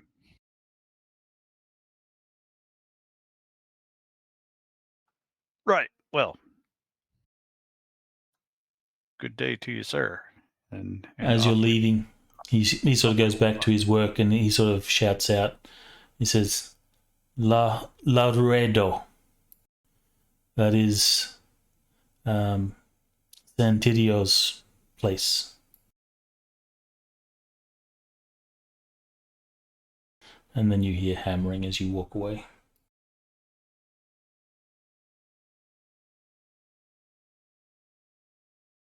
So, trap? Trap.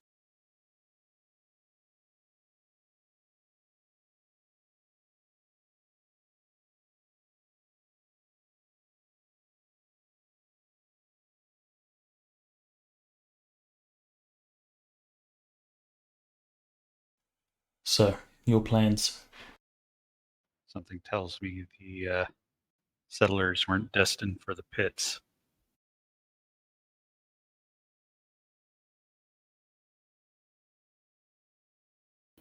Could have been, well, they could have been destined for the snake pits. Maybe. So we need to find out about that guy. All right.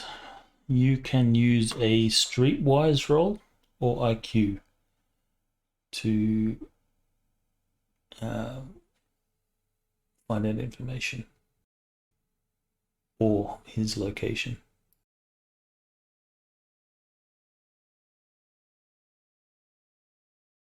What was the population you said? 3,500 to 4,000.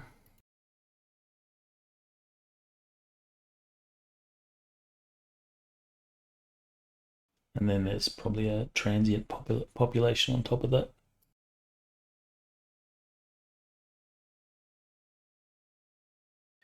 Okay.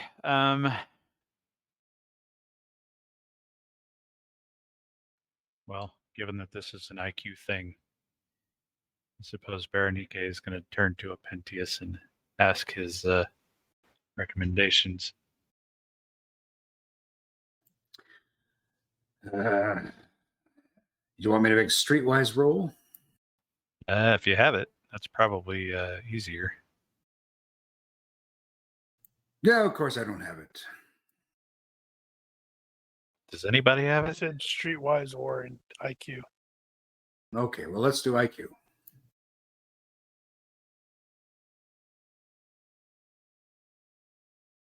Goodness. Nice roll. -1 for 1,000 to 5,000. It is not difficult to find out where this guy's place is. It is, in fact, in the Lake District, and it is known as La Ruedo. La Ruedo. So -1. That's still a success, well and truly.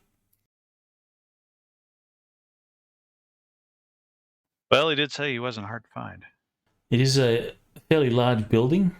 It is sort of round in shape. There are some guys that stand out at the front of some main doors, which are currently open, and occasionally people come and go. It is fairly quiet, however, at present, it being the morning.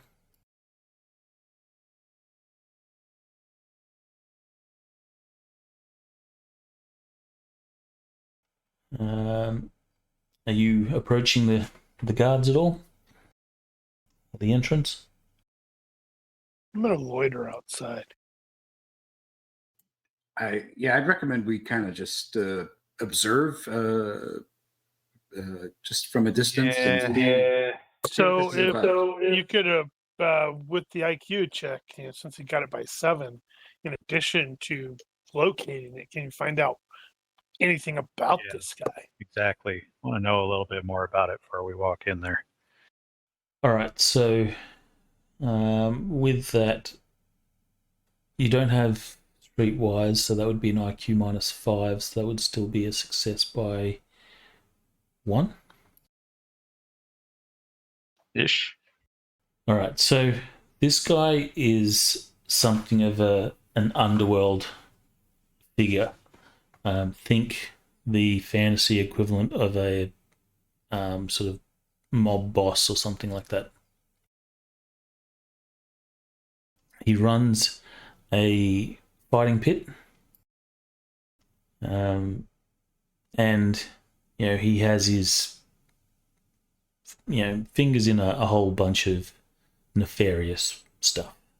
So if there's something that's going on illegally, he might have something to do with it, or at least has some sort of links or knowledge of it. He's known as the Zingaran. All right. The Zingaran.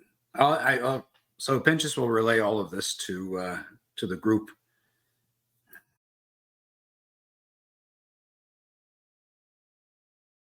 Yeah, he's the sort of person that you'd go, if you want someone killed, go to him and he can arrange it. You want something stolen, go to him and he can arrange it. You want someone extorted, he's probably doing it. You want some slaves from the settlements? He could probably organize it.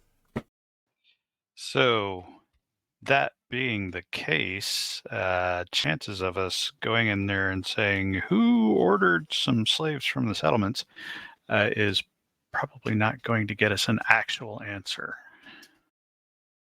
No, but Pinchas can try to pass himself off as a underworld slaver.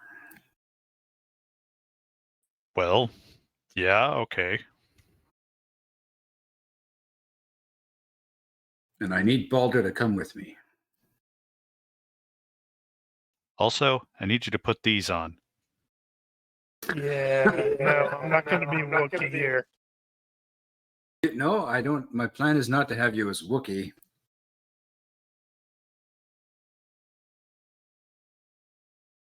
I just need a. He does also have a reputation that everything has a price. Doesn't matter what it is.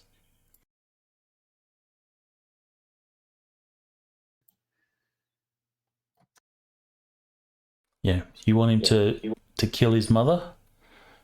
He'll do it. He'll be sad about it, but if the money's right, it's going to happen.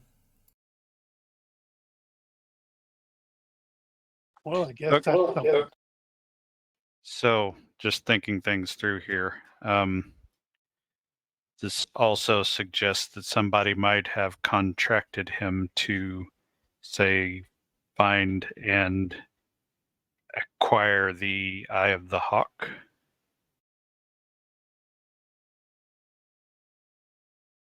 This is a possibility.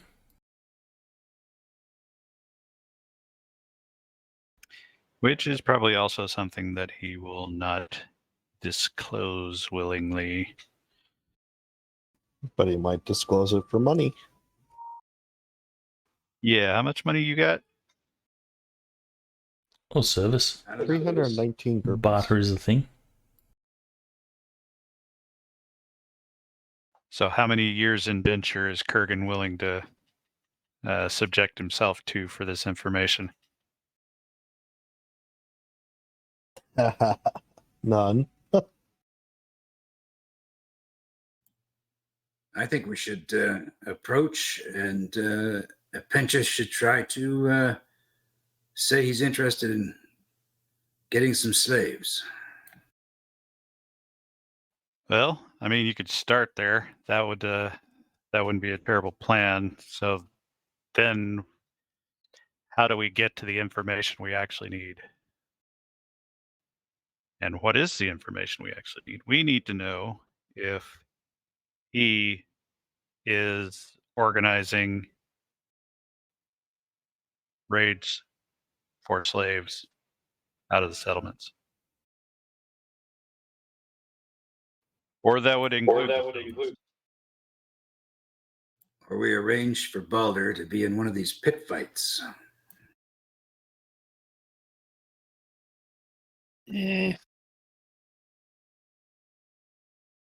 I slap him on the thigh. Come on, you know you want to.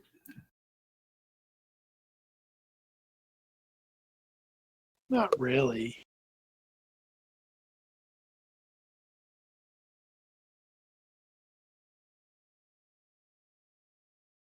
In fact, he probably looks down on civilized people for that sort of thing.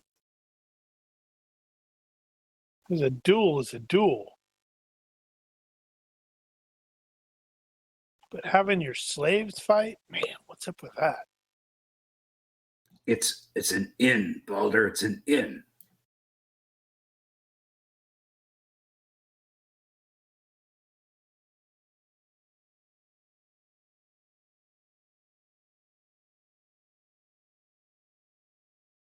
So how do we get at the information we actually need? You can get in. That seems reasonable. We need to connect those dots.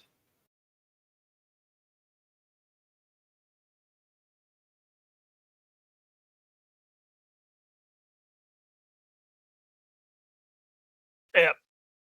As you loiter around the place, you don't see anything that's, particularly suspicious. The activity around the place is not so much. You will see a fairly well-dressed guy sort of appear. He will sort of escort someone out. Clearly he's done some business with them. He will sort of shake their hand and then head back in. The guy looks like this. Oh, he's got a name.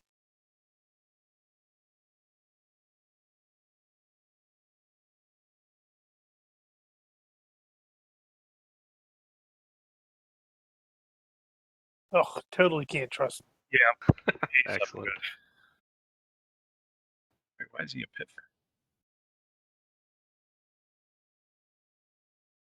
And who fights a pit? Those pits can be dangerous. Oh. Wait, pit fighter or like is he like an organizer? Well, it shouldn't actually say pit fighter. It shouldn't say anything there. Might fail. In the meantime, might suggest that Danaway start looking around and seeing if she might actually recognize anybody from whatever raid happened at her village. Well, she's going to need to be careful as well because we don't want her to get nabbed by these dudes. And Also that. But her recognizing somebody from that raid will basically answer that question for us. So that's probably a reasonable place to start. She will look, but says, I don't see anyone I recognize. Besides, you guys all look alike. No, she doesn't do that. I don't look like these people. They're so tiny. So the guy at the entrance, after he sort of shakes and sees his whoever it is he's been doing some business with, after he sees him off, he'll sort of glance over your direction for just a moment, sort of see you, and then he'll sort of, turn back and go back inside. Boulder kind of stands out, being the big dude. See, he already thinks you're going to be a good pit fighter. Come on, let's go.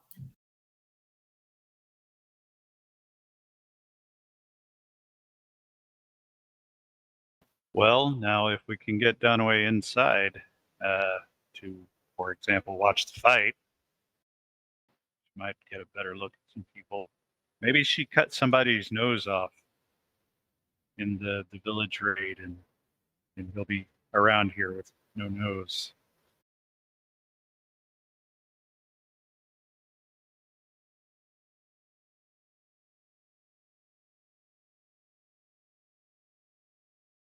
All right, so Balder's not enthusiastic about the notion of a pit fight, but he will accompany as like bodyguard or whatnot.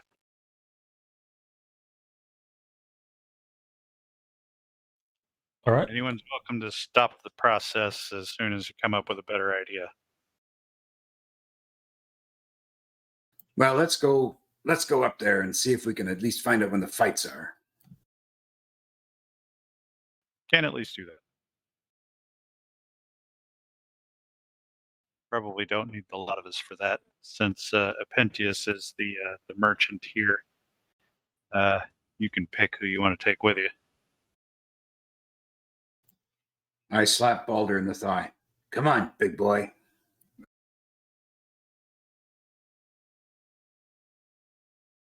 I'm gonna have to smash you with my axe at some point. And make him shorter. I'm just going to try something. Might explode everything. This is gonna be great. It's gonna explode everything. It was throwing errors when it kicked me out, and I didn't actually look to see what they were. That's true. Same here. I think I started seeing errors when I got up to go to the bathroom.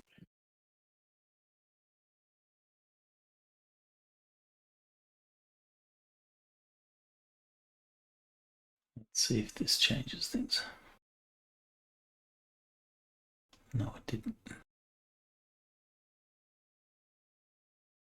Was it meant to?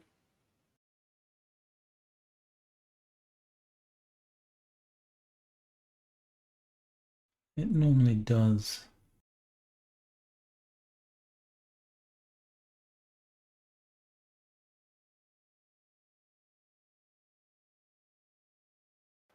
Well, while you're fiddling with that, it's probably worth settling the question of whether or not Danaway actually would recognize anybody.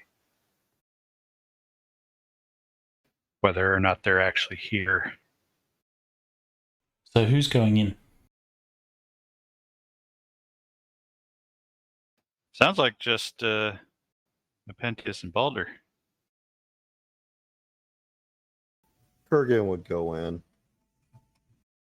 Well, he didn't ask for you.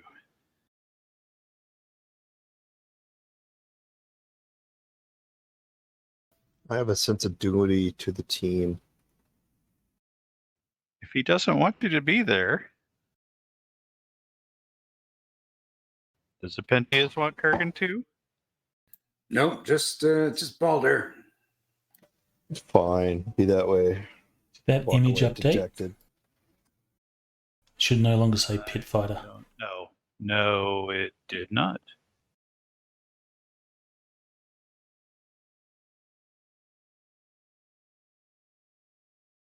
Is that what you were trying? Yeah. No, still says Spitfire. Yeah. Which means it's probably cached locally. Oh, you know what? Just occurred to me, my token flipped. Probably because I closed and came back in. I would say that would probably update this image as well when you come back in next time. I guess Rigel is testing that. Or he's had a horrible accident. All right, so who was going? Just Balder. And Balder. All right, so you will walk up. The guards will We sort lost of notice. Balder again. I think he disconnected intentionally. Of course. Well, he hasn't said anything. He's still on TeamSpeak. Well, it says he's reconnecting, so and he's back. There he is. In any case, they will. The guards will notice Boulder first, since he kind of stands out, and then they'll sort of pan their gaze down to Nepenthes as he kind of stands out in the opposite direction. Inversely proportional. They'll say something to each other and chuckle at obviously something funny. And then when you approach, I'll say, there's no fights until tonight. What time tonight? After the sun sets. User disconnected from your channel. What's the cost to view?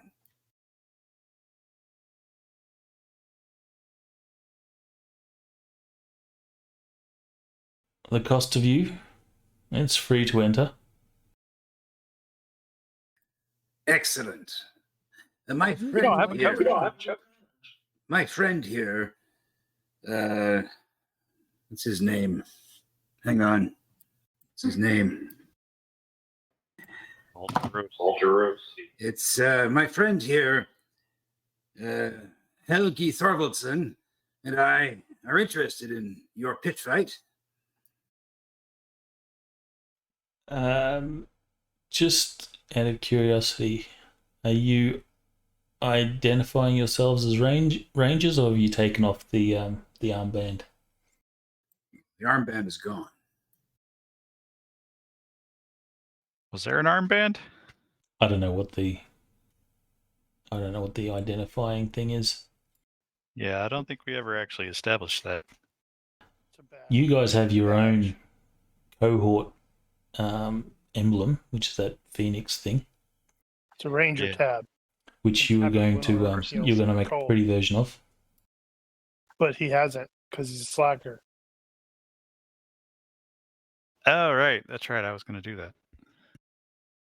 You should do that tomorrow when you're also working on the tables.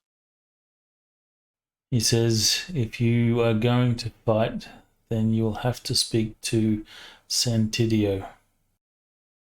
Yes, I was hoping perhaps we might be able to talk a little deal of getting my friend here, Helgi, into the pit.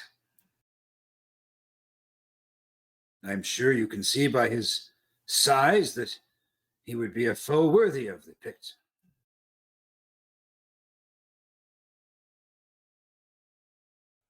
I'm his manager, Tiddlewink.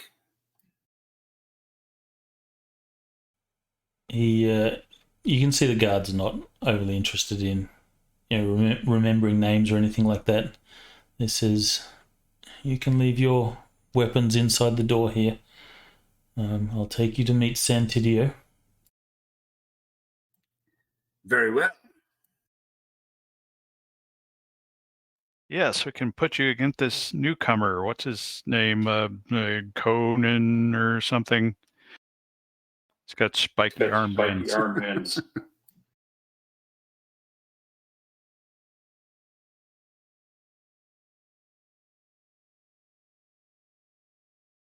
Might as well share this image as you step inside.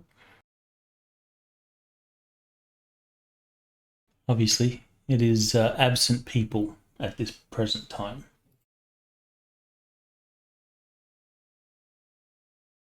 Look at all these absent people.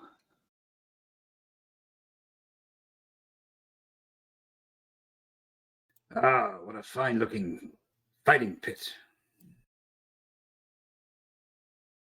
You'll do well here, Helgi.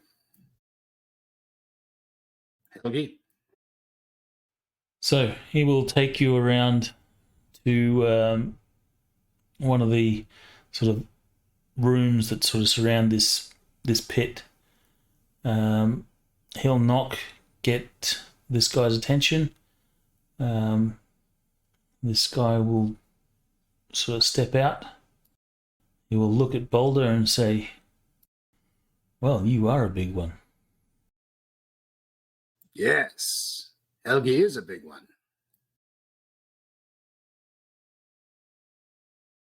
I've raised him well. So you've come to fight? Have we ever?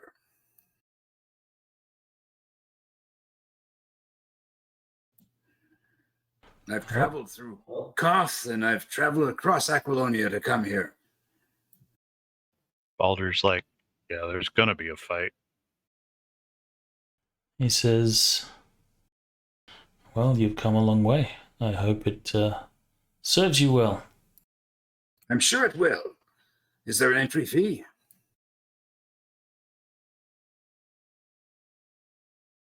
He says, no entry fee, but there is a prize pool at the end. You win your fight, you will collect 200 dragons.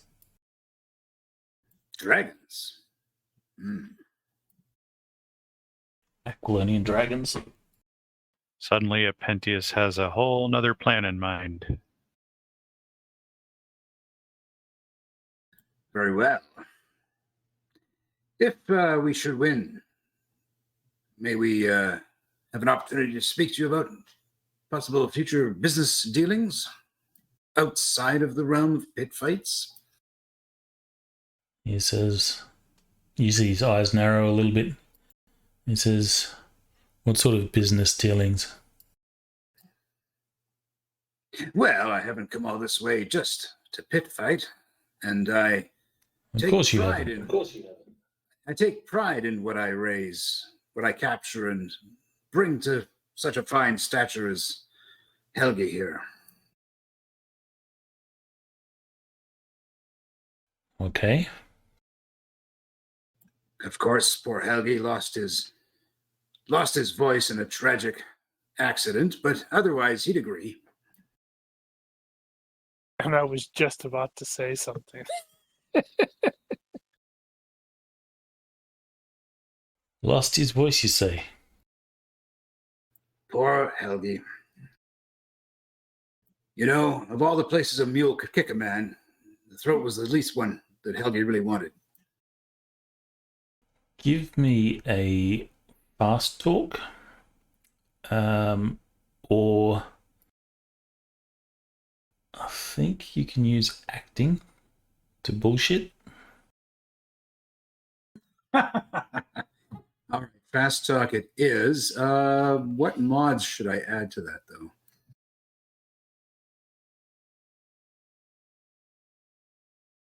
I guess that kind of depends on how quickly Baldur catches on.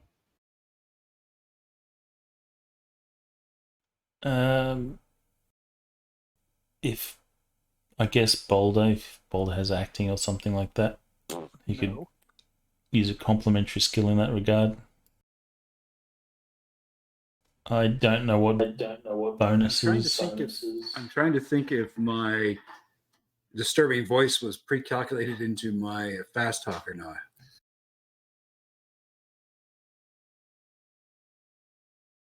Fast talk, 1 point would be at IQ -1. I've got 4 in there. So that would be at IQ +1. Okay, so I don't think it actually added those, so it'd be conditional. So I think I'd be rolling at a minus. But that's 2 only for a reaction roll. Ah, okay. Or sorry, an influence roll. Here you're actually just trying to bullshit. Okay, well, I'm just going to do a fast talk roll, and let's see how this goes.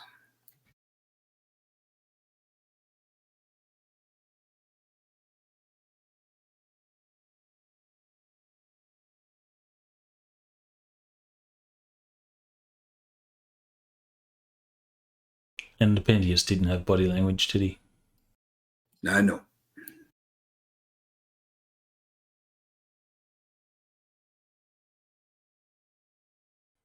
He says, well, absolutely, of course. We can talk any business. I'm a businessman, and I'm looking for opportunities. I'll gladly have your man here fight. Wonderful. I really appreciate the opportunity. And we can talk whatever else it is that you wish to talk about. Anytime. Let's see how Helgi does in the fight tonight, and then let's talk afterwards. Can you recommend any good places where I might sit down and rest a while?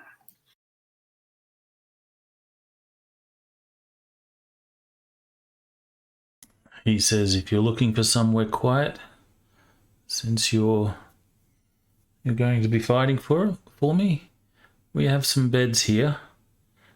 You're welcome to bed down here, temporarily, of course. Well, that's very kind of you. I think that for now I'm going to go and take Helgi outside, just to explain to him what's going on. More brawn than brain. He shrugs and sort of nods. Otherwise, there are some inns, and he'll recommend some names. Very well, thank you. I'll get back to you. We may very well stay tonight. I really appreciate your hospitality. All right, so you will depart. As you sort of are escorted back out again, you collect your weapons. You think that, in your sort of brief contact with this guy, he's really charismatic. Even if you tried not to like him, you'd have to try really hard. He just had that vibe about him. All right. So we'll walk out, and Apentius will start to cover his ears as Baldur goes full Karen on him. Oh, he doesn't go full Karen.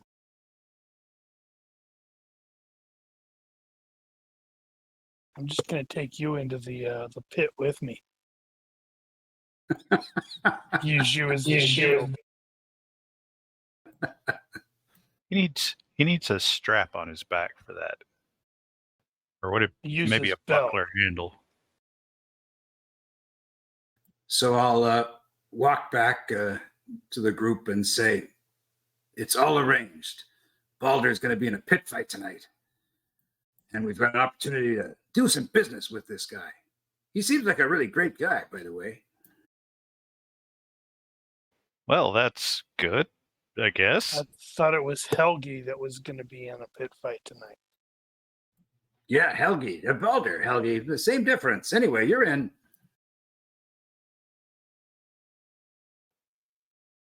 Ronnke will smile at Balder and say, "May your opponent be small and clumsy." He towers over everybody around here. I mean, there's no possibility that somebody could be bigger than Balder in there.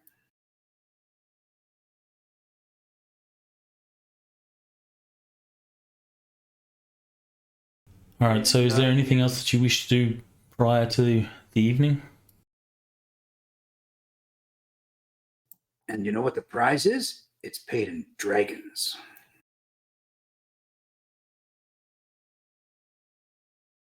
Really? Actual dragons? The ones that fly? Anyway, I think we're going to turn some good coin tonight. And we've got an inn. Aren't you happy, Balder? Well, how long do we have before the entertainment?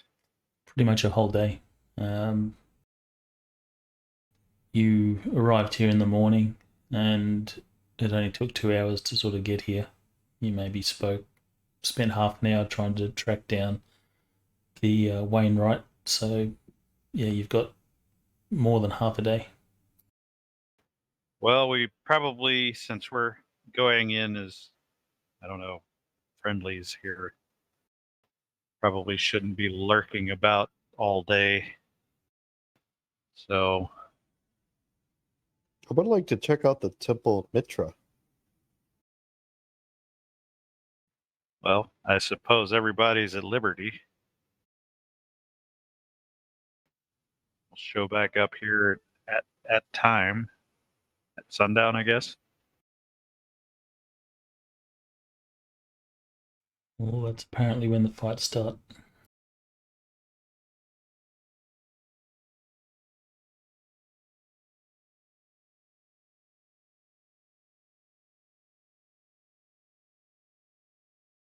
See, I was And- hoping to see dwarf wrestling. Funny too. That needs to happen. GM needs to arrange that. So you're heading to the temple? Yeah, Cargo will head to the temple. Anybody else want to come? Materius? Sure, why not? No, Materius wants to go off and murder some people in secret. Well, that Well, was that going to too. be my side activity. We could do that at the temple. Exactly. That There's one in every is port. true. That's the saying, right? We might get if they can't heal us, we might get upset and just go berserk, Why can't you heal me? Aren't you priests? Or they point at you and go, heretic, and you get, burned to stake.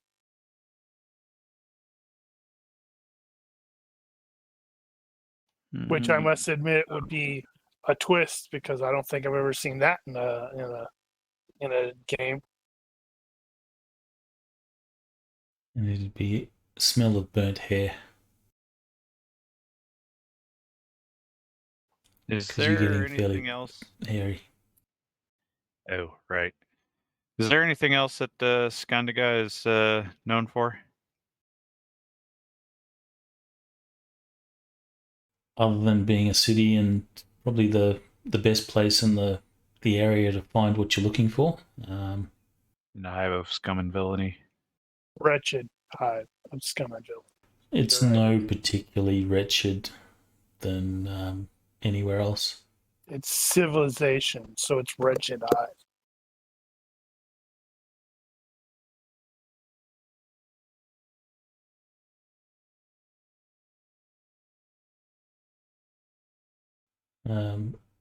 I guess you're welcome to I think I had a bit of a blurb in there forum that gave you some hint of what Scandaga is all about. You did? I believe so. Let me just check. If you did, it was a long time ago. It was a long time ago.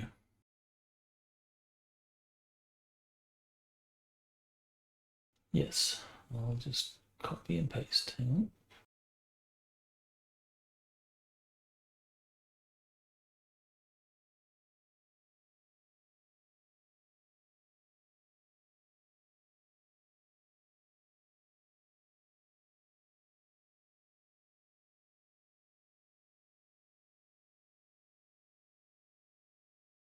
Wow, that's unusual. Eh? I just cut and paste and I didn't have to reformat it. Eh? I wonder if that's a new thing they've changed. It hasn't worked for me, but you pasted it out of the forum? Yeah. Yeah, that may be the reason why. Maybe the pasting it out of the GURPS PDF may have a different formatting on it.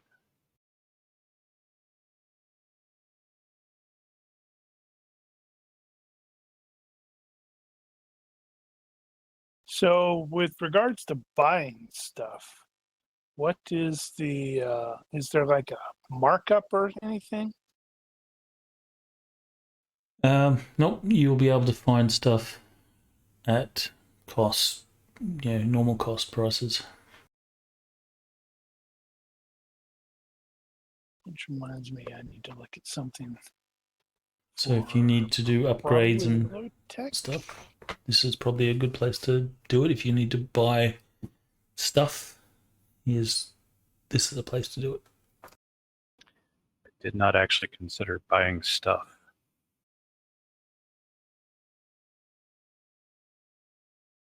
Yeah, I'm looking at potentially increasing the torso armor to mail, because right now it's just leather. Yeah. Yeah, but mail's pretty expensive. A male shirt is 150 GURPS, and I have 263. I guess Ooh, I'm I could get a hauberk, a hauberks.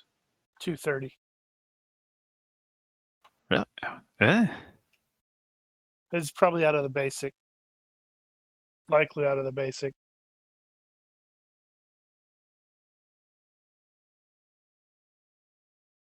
But I was trying to see about size mod, what that does to armor. I think it's 10%.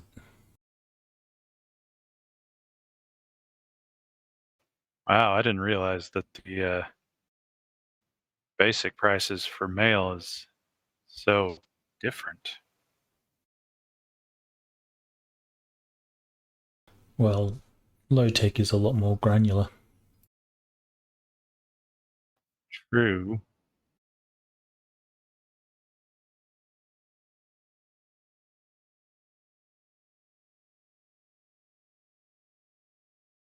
Well, I guess if a shirt is abdomen and torso, well, no, that's still going to Just torso. be $625. Torso is $500 for light mail. Jeez, Out of that low is tech. a significant difference. Which doesn't Is surprise that me. Because it probably is that for the full body or is that for just the torso? that's just torso. Wow, that is a serious difference. Yeah, because I'm pretty sure Reynolds suit, Reynolds had a hauberk, and it was like $1 or $2 grand.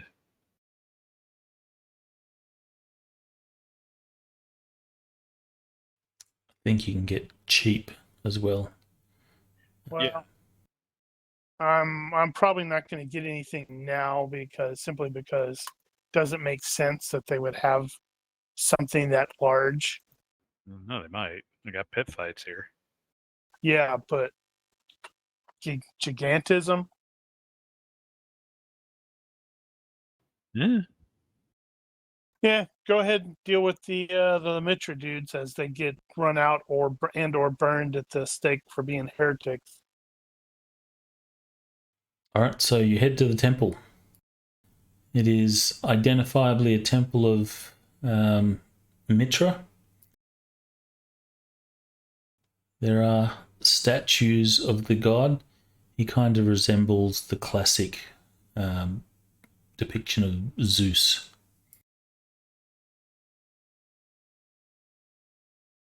I much prefer. Probably absent the Ishtar's lightning temples. bolt. Anybody else come with us to the Temple of Mitra, except, or is it just me and Tiberias? I have no reason to go to your heretic temple. The temple. I'm not going. The temple doors are open. There are people coming and going. On entering, you will see that there are some priests going about their business. And there's also people praying.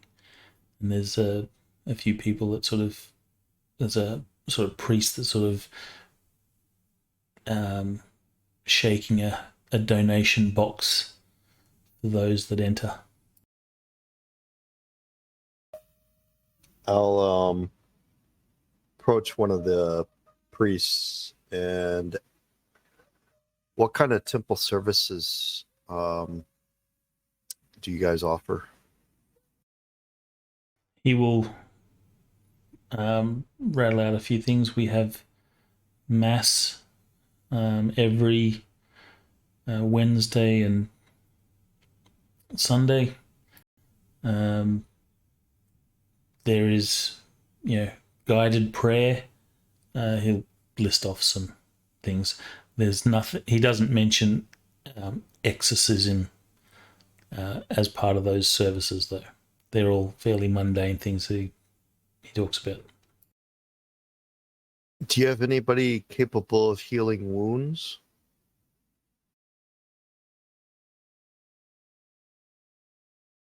Give me a universe reaction roll.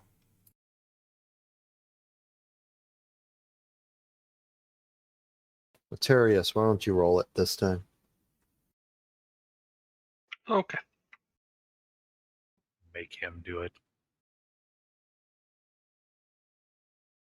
Guy's He gonna look says- at you and go, "You're cursed." He says, of course, Mitra heals all ailments.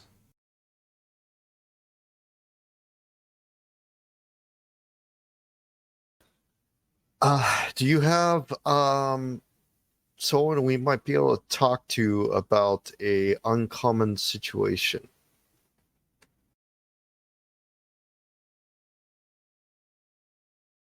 He looks curious and says, what do you mean uncommon?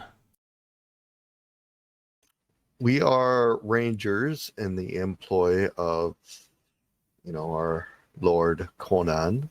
And during one of our adventures, we came across two beasts that we slayed. And during this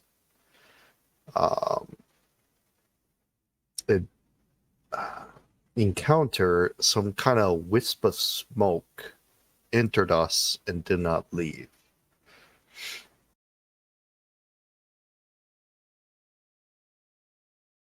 At the mention of that, you can see the priest that you're talking to looks out a a little knife bit and cuts your throat. alarmed and takes a couple of steps back.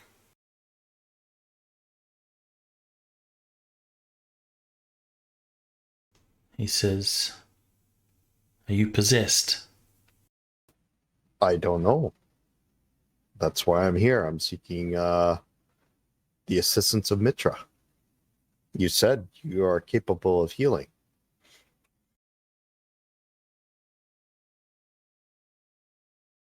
He looks unsure of exactly what to do. Then he says, wait outside. I'll get the high priest. We will wait.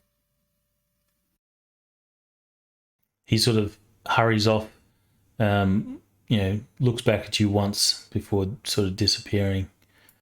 A little while later, he will emerge again with a guy who's obviously wearing the robes of a high priest. And he says, he comes up to you and says, "Which god do you follow?" Mitra.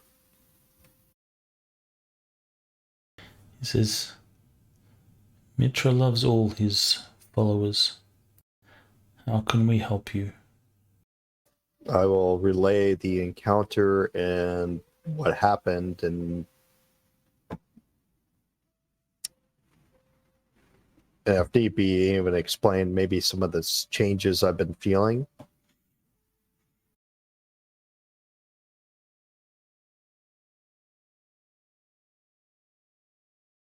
He says, "I'm not familiar with what you talk about, but we can exorcise these spirits from your soul and return you back to the light of Mitra."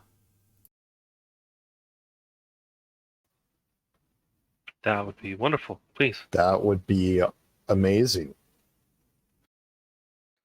Or 2,000 dragons.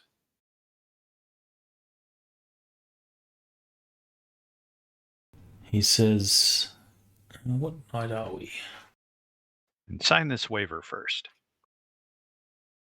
So we traveled to, so it day Thursday.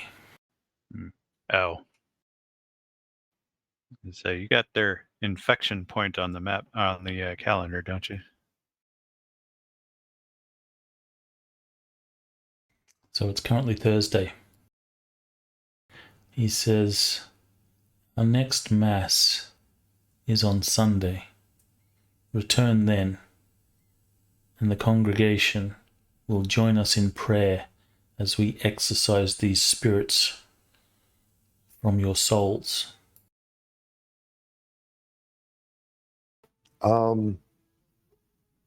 I have to ask, is there any way that this can be expedited?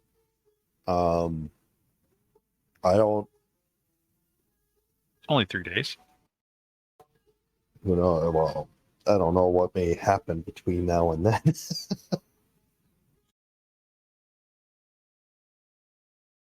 He says, "Of course, we can try an exorcism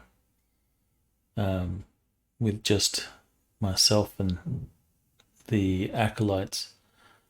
But if the congregation is here, Mitra's power will be stronger."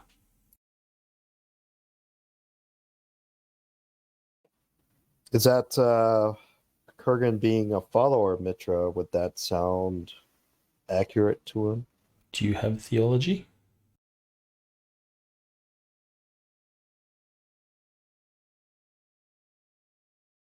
No. IQ -6. You're welcome to roll.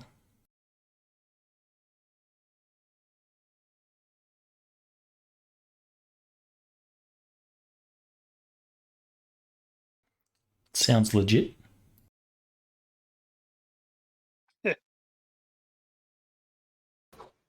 What do you think, Materius? Do we wait, or do we see if maybe they can try to give them a chance to see if they can do the exorcism now? If he says then that it'll be more likely to succeed at Mass, then I for one would prefer success to expediency. Okay. We will be back here for Mass. We'll wait.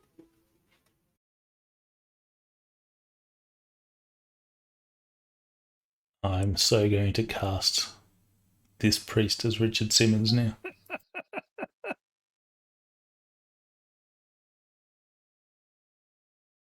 Just got to find a picture of him in robes.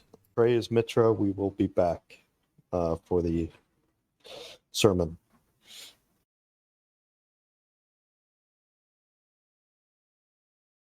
He says, "Go with Mitra's grace."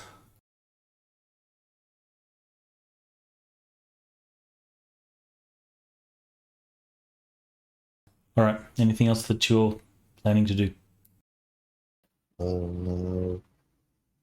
Honestly, if I had been,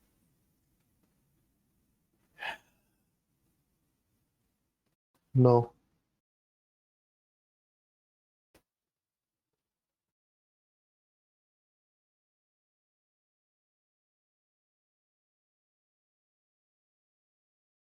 What about you, Materius? You want to do anything else?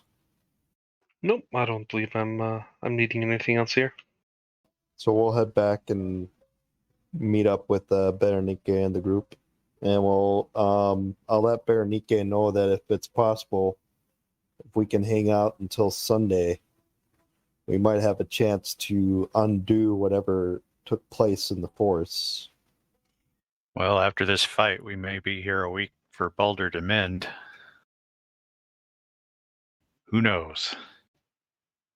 Speaking of, in the meantime, I believe Berenice and whomever else is available is going to do some slave shopping.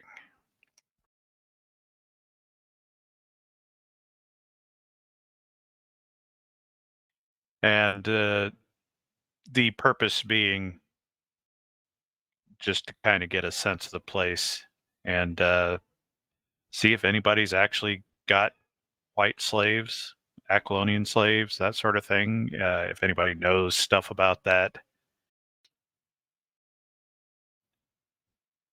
Okay, there is a slave market. You We may will do some other legit shopping as well. you will head there. You will see that there's cages with people. The slaves are sort of packed in fairly tight in these cages. There's a few guards that stand out front.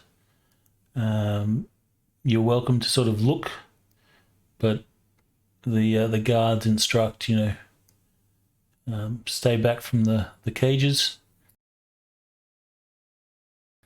for your own safety and the safety of the slaves. And you can see people of various degrees of health. Yeah, some obviously old and weak, and some young and fit, and everything in between. There are a number of Picts that are in the cages as well, but the Picts are separated from the other slaves, and the other slaves are made up of a mix of nationalities. You would guess that most of them are probably Aquilonian, or Aquilonian in region, right? Or not local necessarily. Not necessarily local, but obviously of Hyborian descent. Whenever we're looking at the Picts, he is going to kind of casually throw, you ever seen a white Pict? Like an Aquilonian Pict? I had an encounter with one some time back. The guy will say, I can't say I have. Perhaps someone the Picts had taken while young, reared them as their own.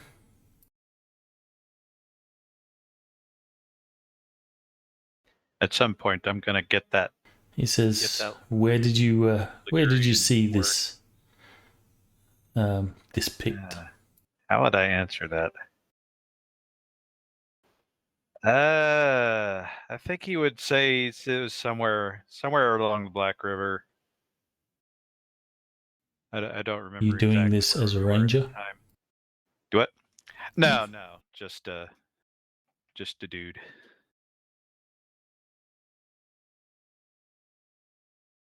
you will.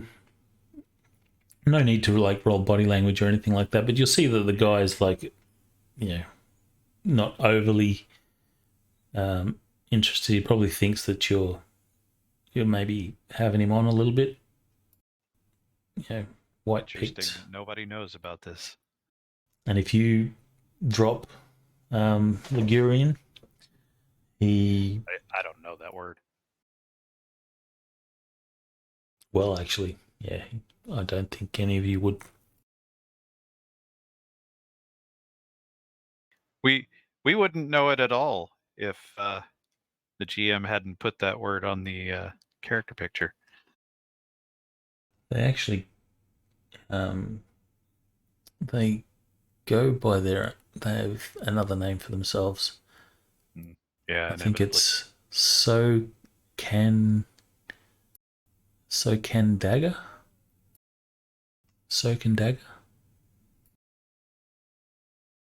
I remember reading it and going, sounds a lot like Cloak and Dagger.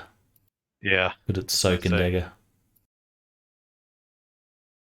Probably doesn't sound like that. Yeah. Anyway, that was just a kind of a casual throw it in there thing. And he may do that at other opportunities, see if somebody else has ever even heard of that sort of thing. He's indicating that he's not familiar. That's the idea that you get. You're certainly not seeing any white picts in the cages. But yeah, he's kind of saying it's probably just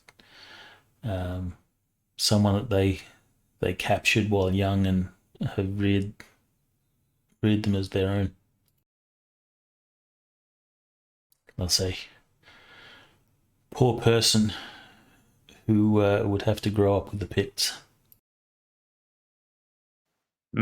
Yeah, they're weird. I think another thing he's going to casually throw in there is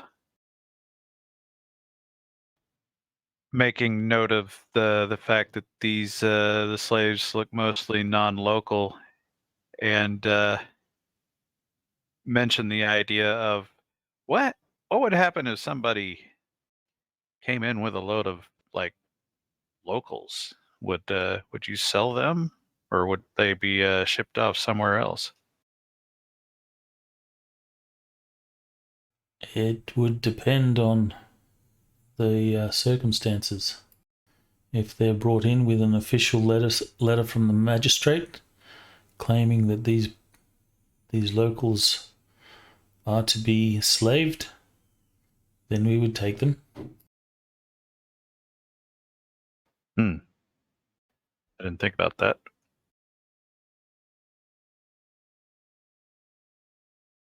He goes on to sort of defend his position. We only do legal trade here. Yeah, just you saying that makes me wonder how much of the legal situation we would actually be aware of being rangers. I wonder if we should have law. I may have to add that. Well, you're scouts more than law enforcement, but you're welcome to get law if you wish. I wonder if that would just be area knowledge, really. I have to think about that. He will go on to say that indentured persons aren't kept here in the cages.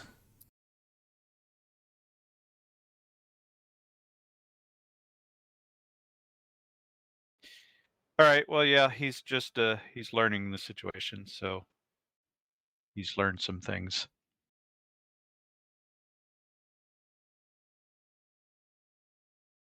All right. So do we fast forward till the evening? Seems reasonable.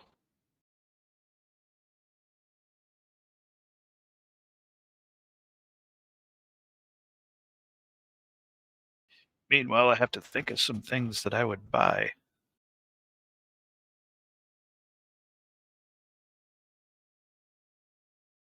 All right. When you turn up to the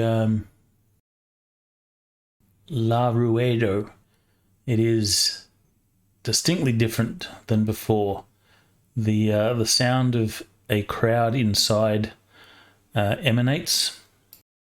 There are guards outside, and you have people filing in to this place.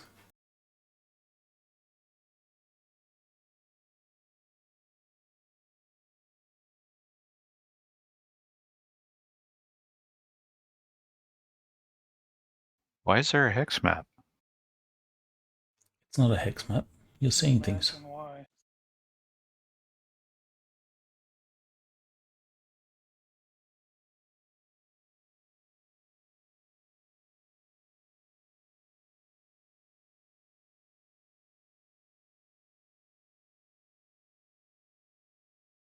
We're all fighting?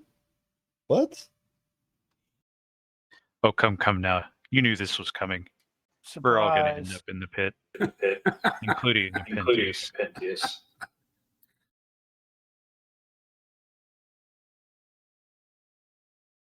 I will just put Boulder there for now. For no particular reason. That was interesting. And I will turn on the upper level. How does that work? Layers. So you're just hiding and showing layers. Yep. Now, Is there a way I can get Vincent to allow me to have Kudo with me? You'll have to convince the guard. Bribes will certainly work in your favor. He's an emotional support direwolf. How much would you say is going to be an appropriate bribe? What's a month's pay for a guard? 600, isn't it? That's too much. At this point, they're saying the dog can't come in. Think of maybe 20 GURPS.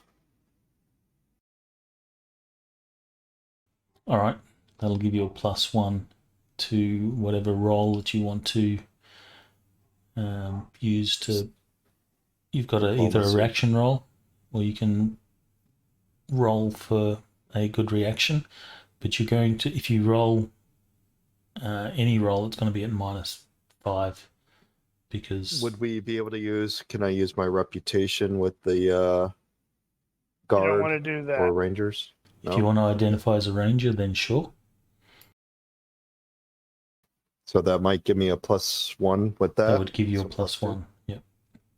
So +2 if I bribe 20 GURPS.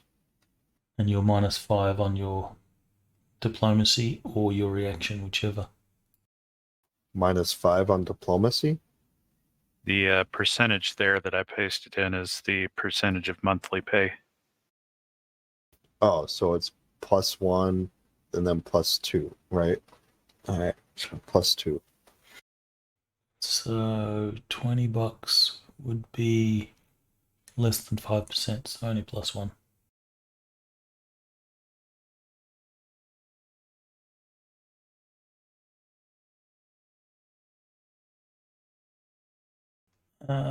So with modifiers, that's a succeed by 0. So they will let you take the dog in. It must be leashed. And if it causes any problems, you're going to be responsible. I will have a leash. I'll put a rope around him and have him next to me. No, he was talking to the dog. I figured as much. Keep your human in check. Woof.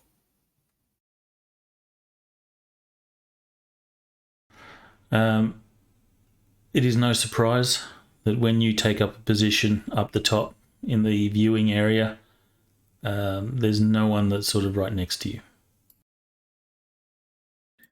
And Pentius will want to accompany Balder down to the pit as his manager. All right, so before the fight gets underway, you will speak to Santidio again. He will introduce you to his fight coordinator and explain the rules.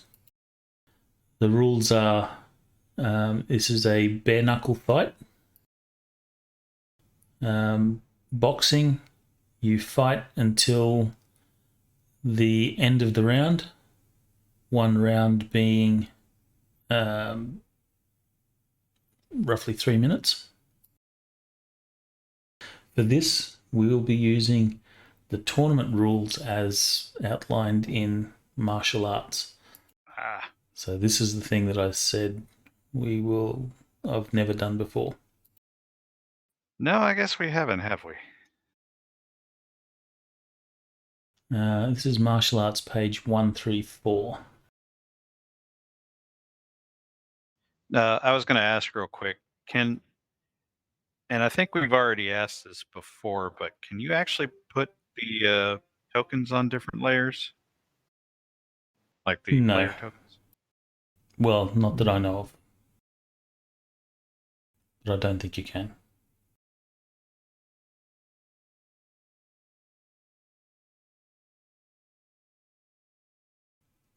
So yeah, bare knuckle fight.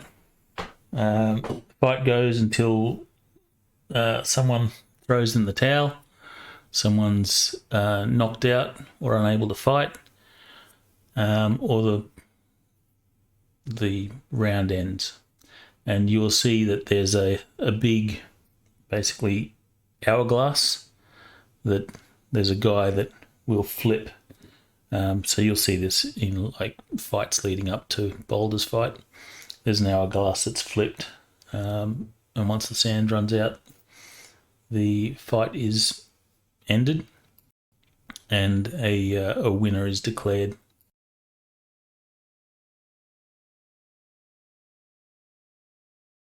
You will know that most of the people fighting here seem to be volunteers, so not slaves. But there are certainly some slave fights where the fight is determined by how long the slaves last against the proper fighters, and it's mostly done for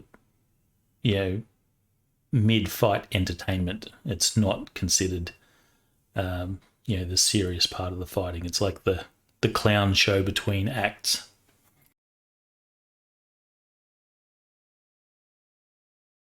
Boulder and Apentius, you are given a choice of fighter.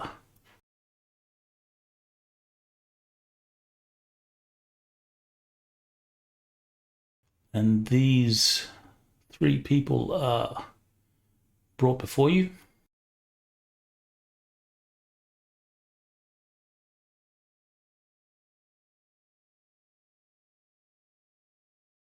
This guy. Mm-hmm. This guy. God, no. Mm-hmm.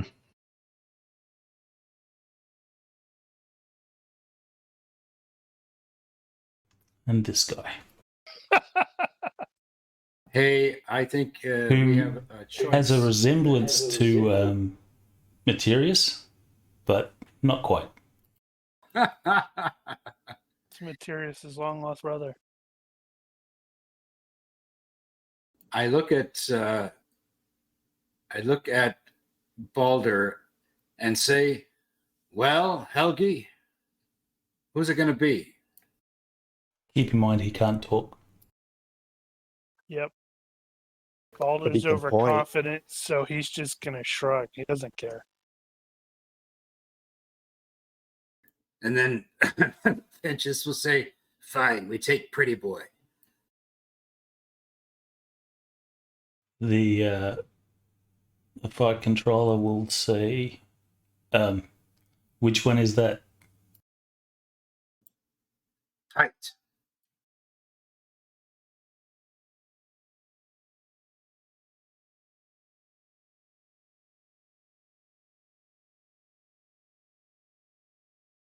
Very well. Oof. Yeah, I'm reading through this tournament combat, and I saw the detailed method, and it's like, for instance, a boxing round is 3 minutes long. Played out a turn at a time. This would be 180 seconds of combat. Oof.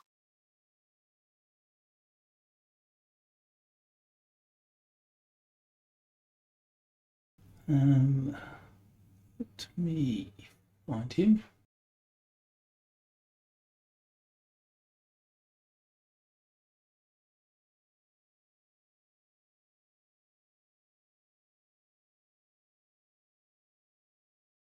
So, Stupid which mouse. version of the tournament thing are you using? The quick contest or the detailed method? I'm presuming it's probably going to be the quick contest given the time. Well, that is entirely up to you. I was intending to do the detailed, but we could end the session here early and begin with the fight next session. Well, I also don't want to hog the entire session while everybody else is sitting there twiddling their thumbs. Well, other people may be doing things other than fighting during the fight. It's entirely up to you.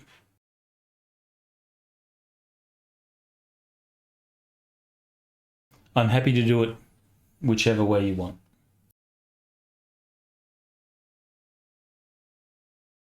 But the fighter's relative strengths and weaknesses would only really come into effect with a detailed method.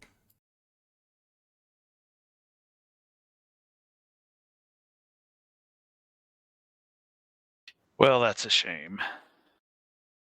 So, how do you want to do it? Yeah, I don't have a Finish preference. up the session here, or we could actually start playing the fight. It shouldn't be too long considering it's only one person fighting. And then we just pause it halfway through if it goes over time. Could be an epic freeze frame of them both throwing a punch at each other.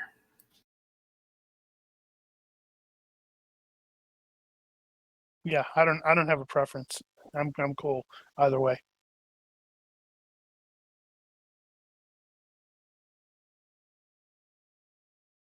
What does everybody else think? I'm okay. We can continue if you want. Oh, okay. So the detailed method is just normal combat with lulls. Yes. So you roll 2d. That is how many turns of fighting there is. If you retreat or step out of punching range, then that ends the fighting lull or the fighting phase. Then you have 4d turn lull, and then you're back into fighting. You can try and press the fight. What do they call it? A flurry. So you can press the flurry, and then which continues the fight, or you can let the lull happen. I think I would lean this direction. The quick contest will be quick, but not very interesting. The detailed is something that I've always kind of wanted to see how it worked. And this is probably an ideal point to do that. In which case, we probably need to push that off. Which would give us some time to think about what the hell we're going to do while we're standing around thumb twiddling. All right. So, can I get Kurgan to make a perception roll into the box, please? We're going to have to figure out how to do Vision-based? gambling, too, because, that's going to come up. And every time it's come up, we've always tripped over it. Vision-based? Vision-based, yes.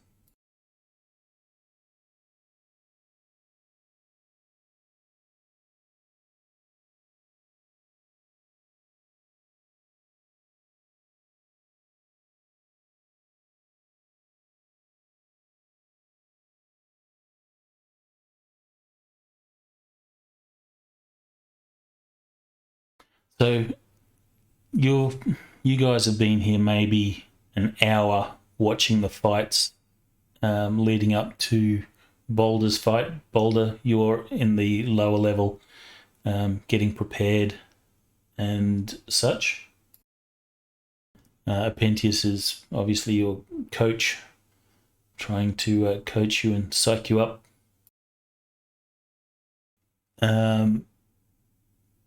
Kurgan, in amongst the crowd, you will notice Suspicious Guye. Mm-hmm. Suspicious guy. I will let Berenike know. This is the same person that I saw back in Velitrium. They must have followed us.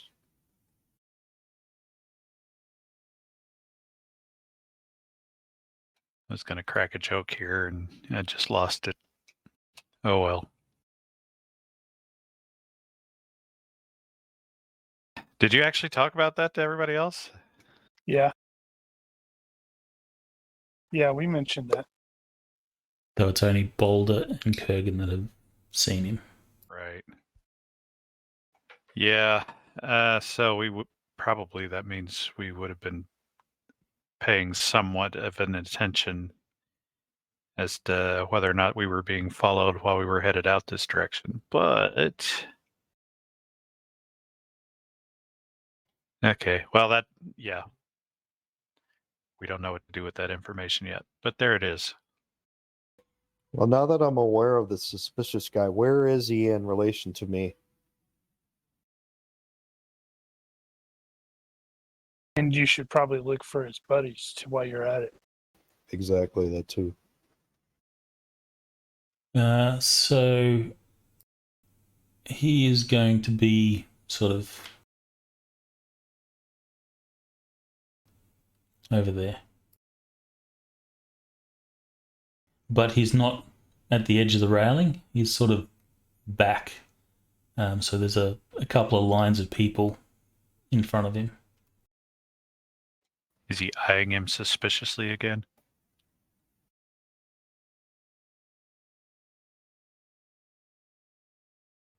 Give me another perception roll. This is vision based. No need to do it in the box. Perception or observation? I think it was perception to notice if you were being observed. So I did notice him, right? So now it's to see if okay.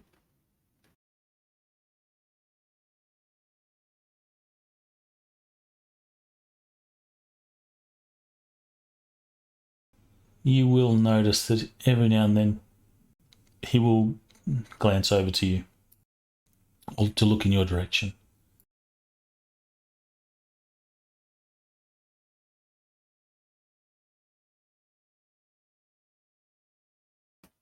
I'll comment this to Berenike.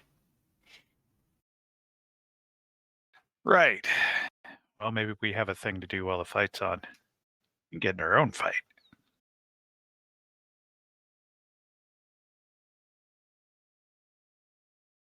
Yeah, you say that. This dude's gonna like crit me in the first round. I'm gonna drop. Wouldn't that be funny, though? Not really. Statistically speaking, you're going to crit and knock out Pike first punch. Uh-huh. You do that to Bruce Lee or half Thor. Any one of them.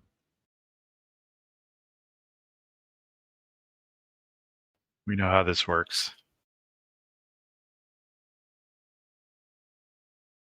Yay. So, with these fights going on, is anyone betting on the fights? I think it's safe to say there will be betting. Well, let's say the fights leading up to the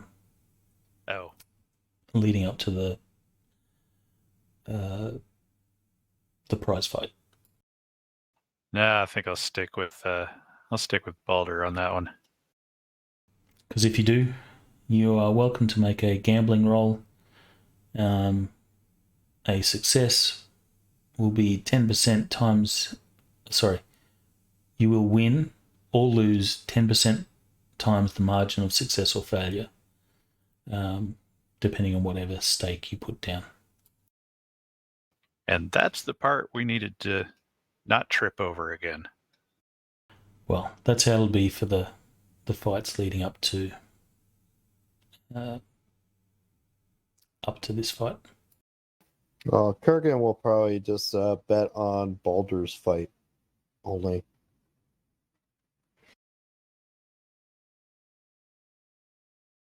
Maybe I should have bet that I would lose just to screw you guys over.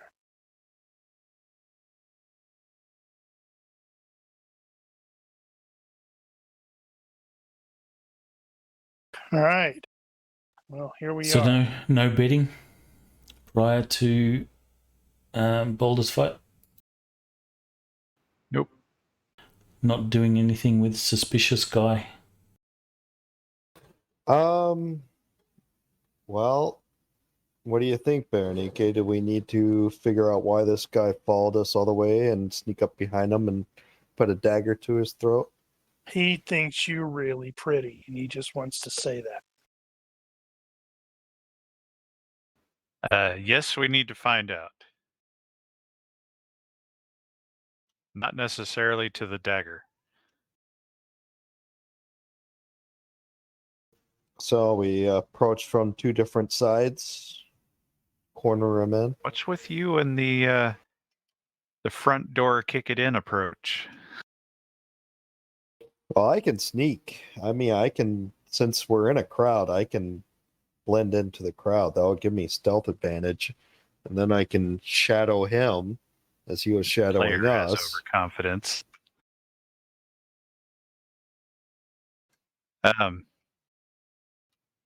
I haven't thought about this enough to know exactly what I would like to happen as far as that goes. Now, if you feel the need to go sneak over there, you don't need my permission to do it.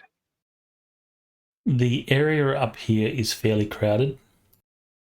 So, like in terms of hexes, Pretty much all around the interior sort of ring or the rail, it is shoulder to shoulder, and it'll be pretty much that up to one hex back from the ring, and then it's probably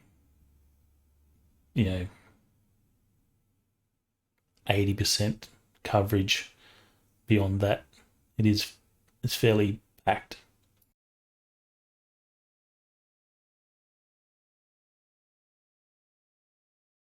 If fighting was to break out, it would certainly be very cramped. So he's definitely so he's close to the other stairs. Yes. He's basically opposite us.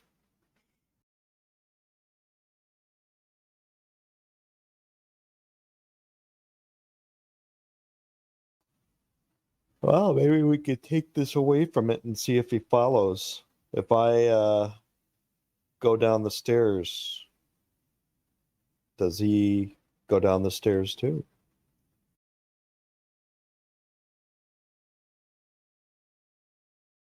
Yeah, that's not terrible, I guess, as long as somebody like Tiberias maybe is following you.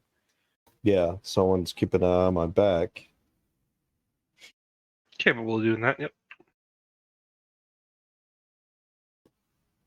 That's something we can consider with the next. All right. Probably a good start. You will head down the stairs, and you will see not necessarily Suspicious Guye, but at least one of the guys that were at the table with him sort of moves over to the sort of external rail and will sort of watch where you go. So in other words, they're definitely his friends are with us and they're surrounding us. Okay, and keeping they're not necessarily surrounding, but they're keeping an eye. Keeping an eye. It's just you. They're just after you, Kurgan. Mm-hmm.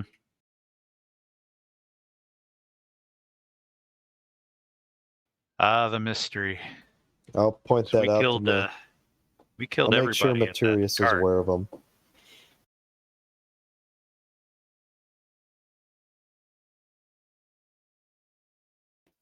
We need to lay an ambush for these people. Get some answers.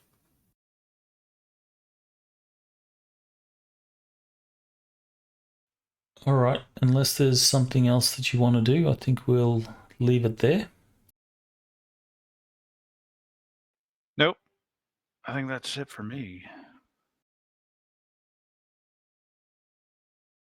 Yay.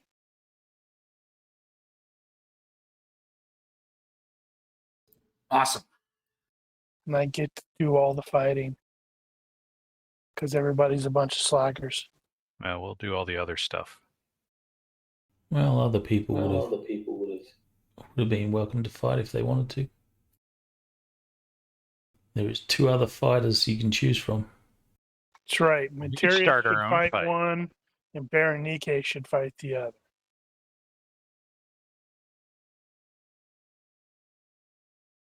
No, I retract that. Apintius should fight the really big dude. All right. Kudo can fight Bruce Lee. If Ronnke's fighting, he's doing it Corinthian style.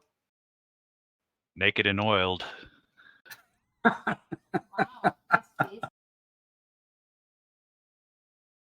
That definitely causes some people to go, wait, what?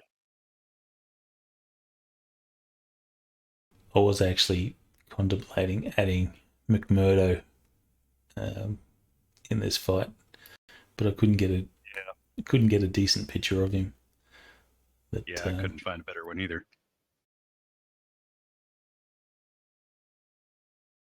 So I thought that would be amusing. Cool. And as we get ready to fight, and I'm kind of getting Balder ready to go. Apintius is just going to be making hand motions as he's talking to Balder, just making various hand motions, just gesturing.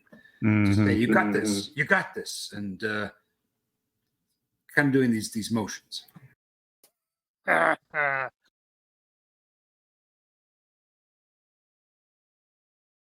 Hope nobody sees that. No, I want people to see. I want people to see that. What, you want people to see that you're casting a spell? No, I want them to see me gesturing with my hands in the middle of the screams and the hollering. In other words, he's using sign language to communicate to whatever the guy's name is. No, he's signaling Kudo to execute Order 66. Kudo and I, we had quite the bond a couple of weeks ago. That is true. Really need to get this mouse fixed. It's so annoying. Yeah, I'm going to actually have a new keyboard, new mouse the next time we play, because the one that I have now is starting to, even though I've swapped out the batteries, it's being dumb on some of my keys. And I'm like, oh, okay. Yeah, mouses aren't things you fix. No, it's the keyboard for me that's being dumb. So If it's just the micro switch, they're easy to fix. No. It's actual keys. Like I think it's the A and the T and the L, and they're just being really irritating. Fair enough. All right. Well, 2 points, everyone. Yay, points. If there's nothing else, then if you are watching this and you have any questions, corrections, suggestions, or general hecklings, feel free to leave a comment here or find us on Discord. Thank you for watching. Olympus out. See ya. Bye. Bye-bye.